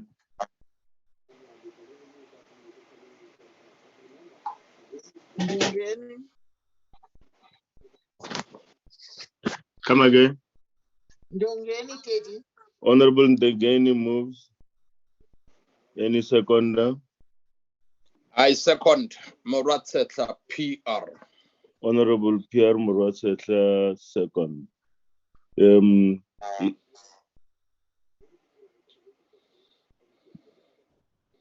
Oh, Moratsetla, I see your hand is up. Okay. Is there another item on the agenda that I'm missing?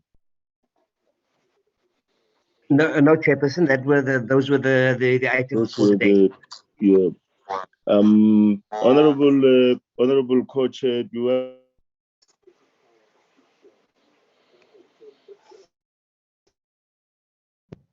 No, I am covered, Chairperson. Thank you. I'm covered.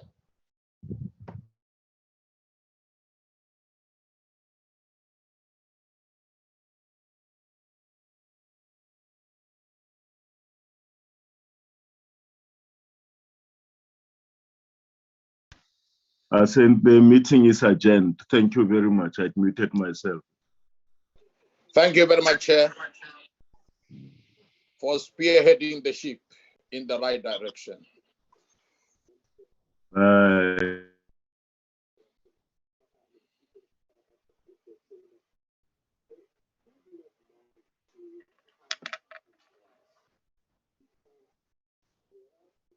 Louis?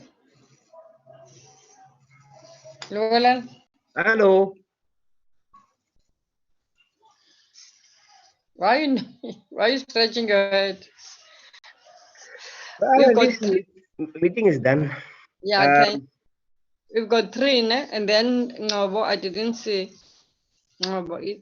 No, I never heard from Honorable Ngobo either. Yeah. Okay. Fine. Ms. Kaka, everything fine your side? Tandos, overkan. Ms. Kaka, you are muted. Unmute, Kaka. Oh, sorry. Hi, colleagues. Hello. Everything is fine on my side, but I've just noticed that the attendance on the minutes that have just been adopted, my attendance is not, so I'm going to say minutes. Can you correct that attendance and then just resend it to me, please, ma'am? Okay, I'll do it now. All right, cool, thanks. Okay, colleagues, see you next week. All right, thanks for everything. Bye, Thank you, boss. everything. There's Hello, Portia. Thank you. Portia. Portia, can you hear us? Then switch Portia, off. you must mute. Unmute, Portia, unmute. She doesn't want to talk. Oh, wait. Oh, Can you just give me 3 minutes? Don't knock off yet. I want to talk to you for just 3 minutes when everybody's off, please.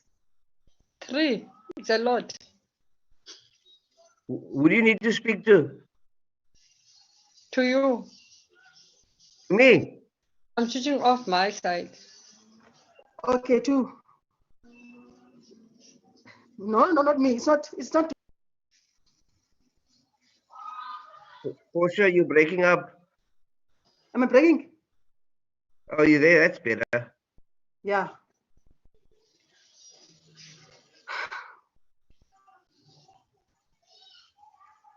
Portia, you need to speak to me about something. I don't want you to block off. It's yes. It's not deep. This is unrelated to any of the stuff normally discussed here. I want to do this thing while we're online just now. Yeah. can I kindly request a Zoom meeting for 10 minutes for tomorrow? There's something I want to check, man, and sort when I'm hosting. That's the assistance I would require from my colleagues. As where I'm sitting, I would normally host in or log in, but not necessarily host. So I want to do it and try it if I'm going to be hosting. Have you ever set up a Zoom meeting? I've never set it up myself as a host, but I will always log in. And I need some assistance. Yeah, but you see, if you're not the guy, if you're not the person setting For example, up the meeting, right now, you won't necessarily be a host. Come again? If you're not setting up the meeting, you won't be the host. Who will be the host? The person that sets up the meeting is normally the host, and that person can make a one other person co-host. Okay. Yeah. Okay. It's a process. It's something that you need to. They gave us training on it at some point. But what I'm saying is, if you need to set up a meeting, I can try and assist you. But then, of course, you will be the host of the meeting. You can't be the host of these committee meetings because myself, I set it up, so I'm the host, and Skaka is normally the co-host. Although I don't make Skaka the co-host unless she asks me to do that. Okay, let me be clear. It's not a meeting as such.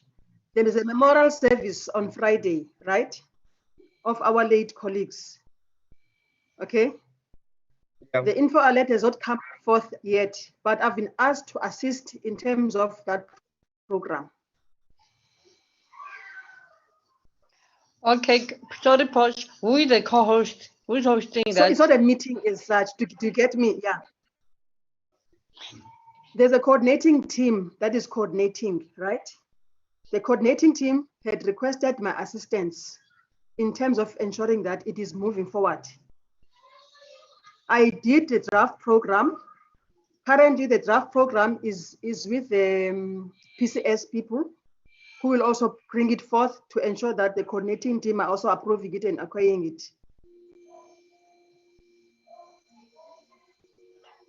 From my side, I believe maybe the coordinator should be the one who's gonna be the co-host. Osha, is this going to be a Zoom? Is this going to be a virtual thing? It's a virtual one. They said it's virtual. It's virtual. It's a joint virtual thing. Yeah, but it's joint virtual for 4. Yes, I'm listening. Osha, surely there will be from this coordinating team, two people will, or one person normally will be seconded to set